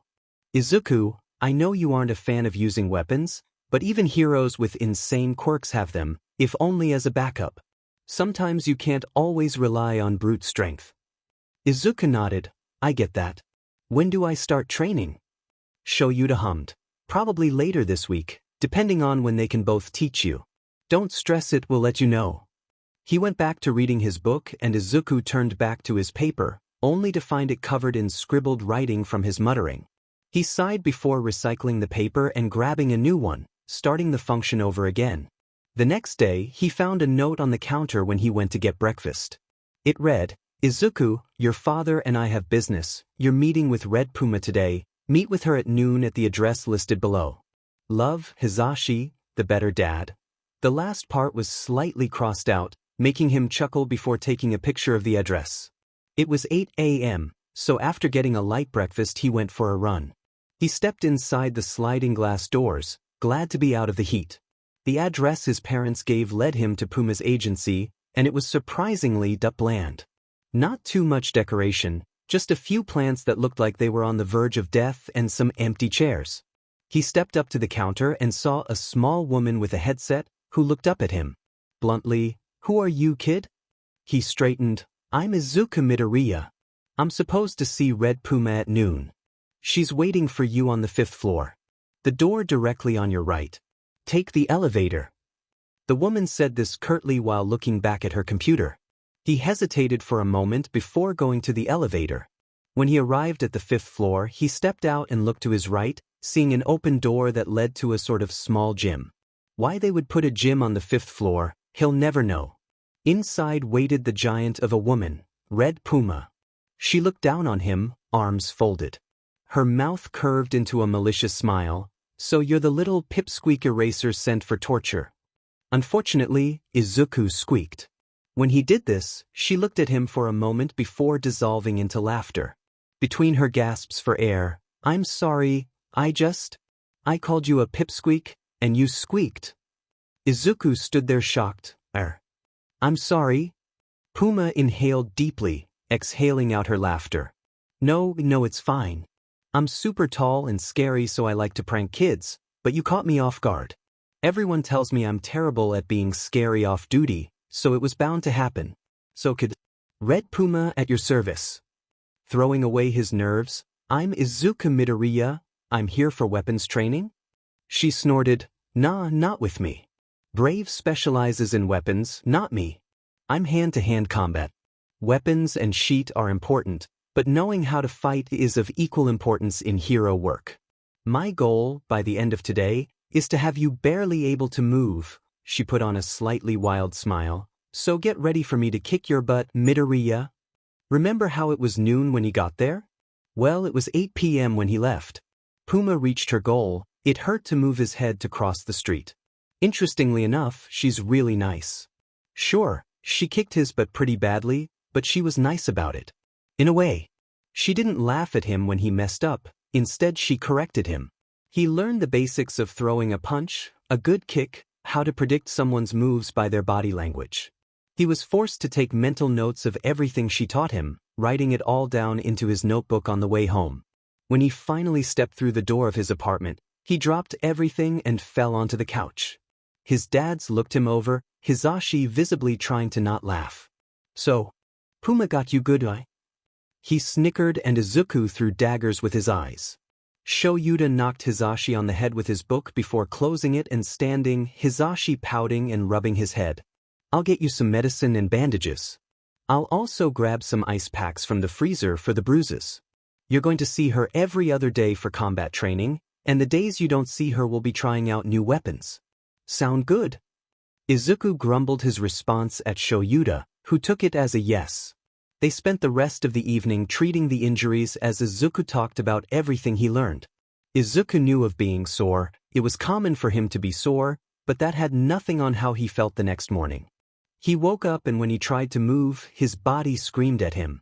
Forcing himself through the pain, he got up and slowly started stretching. As he went into his downward dog, he stretched his heels and thought about Mr. Brave. Little was known about the hero. He used his hair as a weapon and seemed smart enough, but there's more to a person than just that. He pulled himself into his next stretch positions, contemplating. He always preferred to know who he was dealing with. It helps when talking and being around someone. Knowing their personality allows Izuku to mold himself to fit perfectly. Unfortunately, that wasn't an option here and Izuku had to go in blind. He walked into the kitchen, going straight for the medicine cabinet. He grabbed his regular medication and the ibuprofen. He shook out 2 and some water before taking it all together. He sat at the table, greeting his dads and eating his breakfast. They talked some about preparations at school and regular patrols. Nothing too exciting. When Izuku finished his breakfast, he went for a jog, hoping to warm his muscles up enough to stretch more. At noon, he was expected to be at Mr. Brave's agency, and he was. He pushed through the doors of the agency and was greeted with bright decorations in the waiting room. Plants were littered about, bright abstract paintings on the walls, and even a large fish tank was on the far side of the room. It didn't really feel like a pro-heroes agency, but more of an inviting doctor's office. He walked over to the reception area and was greeted by a young woman. Hello, Izuku Midoriya, I presume? Yes, ma'am. Great. Walk through those doors and it'll be the room at the end of the hall. Mr. Brave will be waiting there for you. She gestured to the doors and Izuku bowed slightly before walking through the doors. Sure enough, at the end of the hall was an opened door leading to a small dojo. The walls were lined with various melee weapons, ranging from a small knife to a large bow staff. When he arrived, Mr. Brave turned to greet him, smiling, "Hello. You must be Midoriya, then?" Izuku squeaked, "Yes, sir." Mr. Brave started laughing. Why did both he and Puma laugh? "You are just as uptight as Puma said you were." "I'm sorry." Brave looked at him, stopping his laughter. "Oh, don't apologize. That doesn't do anything in this scenario. But enough of that, we have to find you some weapons." Oh, and finding weapons they did. His arsenal of weapons was insane. The variety of blades, projectiles, and impact weapons were out of this world. It was also mildly intimidating. If a villain broke in, they'd either be very lucky or very unfortunate. Mr. Brave appeared to have some level of proficiency with each item, teaching Izuku the basics of each type of weapon. All the weapons were the training versions, meaning they weren't lethal. Still, Brave taught him the rules of safety, spending over an hour working on safety procedures alone. After that, Mr. Brave decided they were to try out some more dangerous weapons, ones he didn't carry at the agency. So where are we headed?" Izuku asked, trying to keep up with his pace on the street, simultaneously trying to avoid the stairs. Without looking back, the police station. They have a special area for training the weapons I don't have. Don't worry, the person supervising is nice. That wasn't what Izuku was worried about. He was more so concerned about what kind of weapons he'd be trying. If they were guns, his thoughts were interrupted. "We're here. He should be waiting for us inside." The pair walk inside, finding a rather worn-looking man in a white button-down and black slacks. He introduces himself. "I'm Detective Tsukachi, you must be Midoriya." Shyly he nods. Mr. Brave starts, "Is everything ready for us?" Gesturing for them to follow as he starts walking, Tsukachi replies, "Yes, just follow me back here and we'll get you set up." After a few turns, they were near the back of the station when they were presented with a pair of doors, with signs of caution and protective ear eyewear required. Tsukachi turned to them, "Don't worry about the signs, nobody's using this besides us today." He pushed through the doors, revealing a clean indoor shooting range. The wall farthest from them was lined with firearms, from pistols to assault rifles. His heart rate quickened, seeing the array of weapons. He tried his best to shove it down, calming himself. He could do this. It would be okay. We're going to start out with something small, once we've covered gun safety. We'll go from there. That sound good? Izuku nodded, and listened as Tsukachi explained gun safety. Soon after, he found himself with ear protection on, standing at a booth with SIG Sauer P226 in his hands, aiming to shoot. His heart was pounding in his ears, willing his hands to stop shaking. Slowly, he turned the safety off, aimed for the target 6 meters away, placed his finger on the trigger, and fired. Even with the protection on, he heard the shot and felt the small recoil. He had the presence of mind to turn the safety back on before dropping the handgun, throwing off the ear muffs as memories flooded back to him. Following Katsuki, Izuku could see him showing off his new toys. His birthday was the weekend prior. Him turning his relatives had gotten him a rather dangerous gift, an airsoft assault rifle.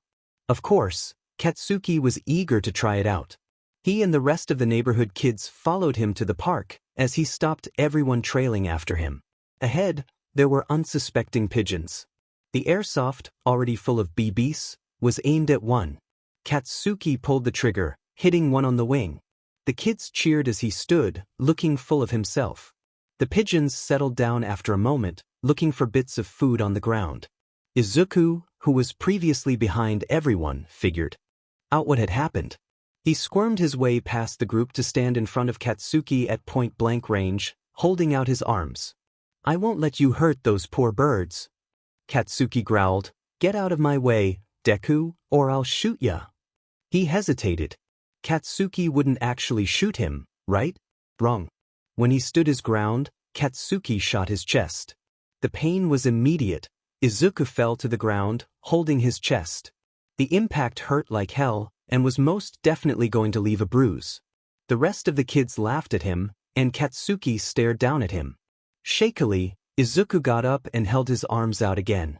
Katsuki stared at him, this time in disbelief, before it turned into anger. He held the gun up again, insinuating that he wasn't afraid to shoot again. Again, when he stayed standing, Katsuki shot him. This time near his hip, in a tender spot. This happened a few more times, lasting until Katsuki got bored and the kids stopped cheering. When they were done, Izuku laid on the ground. He had multiple small welts, a few of them broke his skin. He struggled to walk back home, grateful that his parents never questioned his injuries. His senses returned to him. He realized Mr. Brave kneeling in front of him, asking him something he couldn't hear. Tsukachi stood a few paces away, on the phone talking to someone. His hearing slowly tuned in, finally understanding that Mr. Brave was asking if he was okay. He nodded, seeing the relief flood through Mr. Brave. "Kid, Midoriya, what happened?" He curled in on himself on the cold ground, trying to avoid eye contact. One moment he was attempting to shoot a firearm, the next he was tossed back into his childhood. Now, he sat on the floor, hugging his knees to his chest. Softly, "I don't know." He looked down and away from Mr. Brave, not wanting to see his face. "That's okay. Tsukachi called your dad's. Shoyuta will be here soon." "It's okay." Izuku felt himself release some tension. His dad being here was probably for the best. Not long after his dad arrived. He slammed through the doors, causing Izuku to look up. His dad looked around before locking eyes with Izuku, then rushing toward him. He got on his knees and pulled Izuku into a tight hug. "Oh God, Izuku, are you okay?" Everything pent up in him broke like a dam. He started crying into his dad's chest, broken sentences escaping him. "Katsuki, since I don't like them. I can't." "Shoo," his dad cooed, "it's okay. You don't need to tell me what happened until you're ready." His dad ended up taking him home after that, promising to explain to both Tsukachi and Mr. Brave what happened. When they got home, Izuku went straight to bed, exhausted both physically and mentally. Izuku woke up in a slight haze. Phantom wounds from his childhood pricked at his skin, then feeling the very real soreness in his body. He got out of bed and walked to the kitchen, where he was promptly attacked by a very concerned Hizashi. He yelped as he was held up in a tight hug as Hizashi spoke to him frantically. "Oh my God, Izuku, are you alright? I didn't want to wake you up so I let you be, but I was so scared when Brave and Sho told me what happened. I was worried that you weren't okay or got hurt, but you weren't, but you were still freaking out, and oh my God." Amazingly, he said this all in one breath. Shoyuta stepped in. "Zashi, put the kid down. He just woke up." Reluctantly, yeah, you're right." Hizashi then let him down and out of the hug, allowing Izuku to both breathe and see the faint shine of tears in his eyes. Izuku was, understandably, confused at his concern. He started to question, what? He cut himself off as he was rudely reminded of the events the day prior. He was at the station with the detective and Brave, then he shot a firearm, then everything went black before he got a front row seat to his trauma fest. He was snapped back to reality when he felt a hand on his shoulder, shaking him slightly. He blinked a few times before looking up at Shoyuta. "Kid, are you alright? You spaced out for a minute there." He nodded. "Yeah, I'm fine now, thank you." He looked away, feeling his face grow hot with embarrassment. "I'm sorry. For the trouble I caused yesterday. I must have freaked you guys out." He heard Hizashi start, "No dash," but was cut off by his other dad. "Yes, you scared us." Izuku flinched at his bluntness, "But I don't blame you. Honestly, I should have known better than to put you in that situation without asking you how you felt about it." He took a sharp breath. "Tsukachi said you were muttering yesterday, and that you had your mouth open like you were screaming, but no sound came out. Now, I don't want to push you at all, but when you're ready, could you tell us what happened?" Izuku stood for a second. "I think I can tell you about it now, if that's all right." Shoyuta smiled. "Of course it's all right, Izuku." The three of them sat on the couch, sandwiching Izuku between them. He started slowly, recounting how he was nervous about going to the station, but tried to avoid thinking about it. Then he found himself holding the handgun and firing, and soon after he didn't know where he was. He spoke about the incident with Katsuki, feeling both his dads tense up as he recounted everything. After his story, he got his senses back bit by bit before his dads arrived. Hizashi leaned over, holding his head in his hands. God, Izuku. I'm so sorry. I'm so effing sorry. Shoyuta draped his arm around them, holding the two closer. We messed up, Izuku. I'm sorry. That struck a chord in Izuku. Nobody had ever said, I'm sorry, and meant it, let alone admitting to messing up. I forgive you guys. I didn't tell you, so I don't blame you at all. Hizashi looked up at him through his hands. Really? Yeah. For the second time that morning he was attacked into a bear hug by Hizashi. He ended up on top of both Izuku and Shoyuta, crushing them. Well, crushing Izuku. Shoyuta was probably fine, knowing how tough he is. Shoyuta slipped himself and Izuku out from underneath Hizashi, Izuku now able to breathe again. He laughed, despite having a really tough conversation with his parents, he laughed knowing that they cared. He laughed at Hizashi, who now was sitting up and looking extremely confused. He stopped laughing, but pulled Hizashi up and into a group hug. They didn't question him and all he said was, thank you. After the family bonding session, he decided to still go back to Puma's agency. She, of course, heard what happened, and also swept him into a bone-breaking hug. Izuku was starting to see a pattern. Not long after that, they continued the training. It was the evening after he got his acceptance letter. Izuku had continued his training with both Puma and Brave, finding that a staff and multiple knives were in his favor. The staff they practiced with was supposed to have taser-like ends on it, allowing him to effectively stop most opponents. The knives were for causing a distraction in his opponent. Cutting minor cuts on a person will typically stop them for a moment, making an opening to take them out. He was, originally, missing a long-range weapon, but when his dad joked about letting him try his capture weapon, it all went downhill from there. He seriously took to the weapon faster than his dad claimed he did, and it wasn't even tailored to him yet. All of the weapons training with both Brave and Shoyuta, the hand-to-hand combat with Puma, the general exercise he had been maintaining, it all led up to where he is now. Well, currently he was sitting at the table, posting on a hero forum he frequented. His concentration, however, was broken when he heard an extremely obnoxious knock at the door. Hizashi got up, muttering something to himself, why are they here so dim and early? And opened the door. He heard loud greetings, exchanged between his dad and, wow, Puma. She wasn't alone, though, after she stepped in, Brave came into view behind her. Izuku! Puma said loudly, rushing at him with her arms open. Izuku squeaked before being pulled into a hug from her, him tapping her back to try and signal that he was going to KO soon. Brave pulled her off of him, clapping a hand on his back. We heard you got in, kid. We're here to celebrate. He wiped the fast-forming tears in his eyes. Thank you, Brave. Hizashi spoke. No hero names when we're at home, Zuku. Puma's eyes lit up. Right? I'm Mitsu Fujimori. I'm Hiro Nakamura. No, Nakamura-san said. Oh, all right. Fujimori-san's face turned into a wide grin and exclaimed, let's get this thing started. They spent the evening talking while Shoyuta cooked for them. Several times both Fujimori-san and Nakamura-san commented on him cooking, expressing their surprise that he, well, could. It was really nice, seeing her and Hizashi bantering back and forth. Nakamura-san tried talking business with Shoyuta, but he would shut him down quickly after, stating that business is prohibited when partying. When the evening was spent and both heroes left, Izuku slumped onto the couch. Lazily he said, thank you guys. It meant a lot that they were here. Ah, Hizashi cooed before pulling Izuku into a hug. Of course we would. You mean the world to us. Izuku pressed harder into the hug, so grateful that he has parents like them. He fell asleep sometime that night on the couch, but woke up in his bed. Izuku stretched while yawning before getting ready for the day. As he stepped out of his room, instead of seeing breakfast on the table like usual, both his dads stood, leaning on the counter. Shoyuta spoke first. No time for breakfast, we have to go somewhere. Get in the car. He let out a breathy laugh. What? Why dash? Hizashi snapped at him. Don't question my husband. Just get in the DMN car. This stopped Izuku from speaking anymore when he got in the car.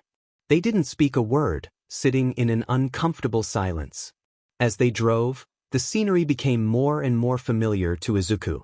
He tried to bury his doubts with his hopes, reassuring himself that they weren't headed where he thought they were. He felt the car come to a stop. Shoyuta turned it off, getting out of the car and opening Izuku's door. Izuku was shocked. He didn't know what to do or say. He looked out the now open car door, Izumi Ishida, his previous foster mother, meeting his gaze. After a moment, he felt himself get pulled out of the car by the collar of his shirt. Stunned, he saw Shoyuta looking at him with cold, disapproving eyes. Izuku tried to force his tears from surfacing, but promptly failed when he asked his question, voice breaking, "Why?" Hisashi spoke, his regular friendly voice gone, replaced with stone. "Because nobody could love someone like you, a quirkless, useless Deku." Weakly, he turned to Shoyuta. "Dad. I'm not your dad. Nobody could love someone like you." Izuku fell to the ground, curling on his side, trying to tune out the voices. They chanted at him what both his dads had told him. "Nobody could love someone like you. Nobody could love someone like you. Nobody could love someone like you. Nobody could love someone like you. Nobody could love someone like you." Izuku woke up in a cold sweat, curled on his side and panting. He looked around in his dark room, and without checking the time he went to his parents' room. Quietly he walked over to Shuta's side, tapping his shoulder to wake him up. His eyes opened, locking onto Izuku. He sat up quickly. "Izuku? Is everything all right?" He opened his mouth to speak, but nothing came out. Shoyuta looked at him with confusion, then understanding, lifting up the blanket as an invitation. He crawled into bed, hugging Shoyuta. Without saying a word, they went back to sleep, Izuku feeling some sense of safety.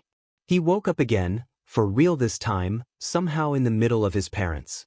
It became painfully apparent that Hisashi has no concept of personal space as his leg was draped across Izuku. He looked for his phone, only to remember the dream, no, nightmare, and crawling into bed with his parents.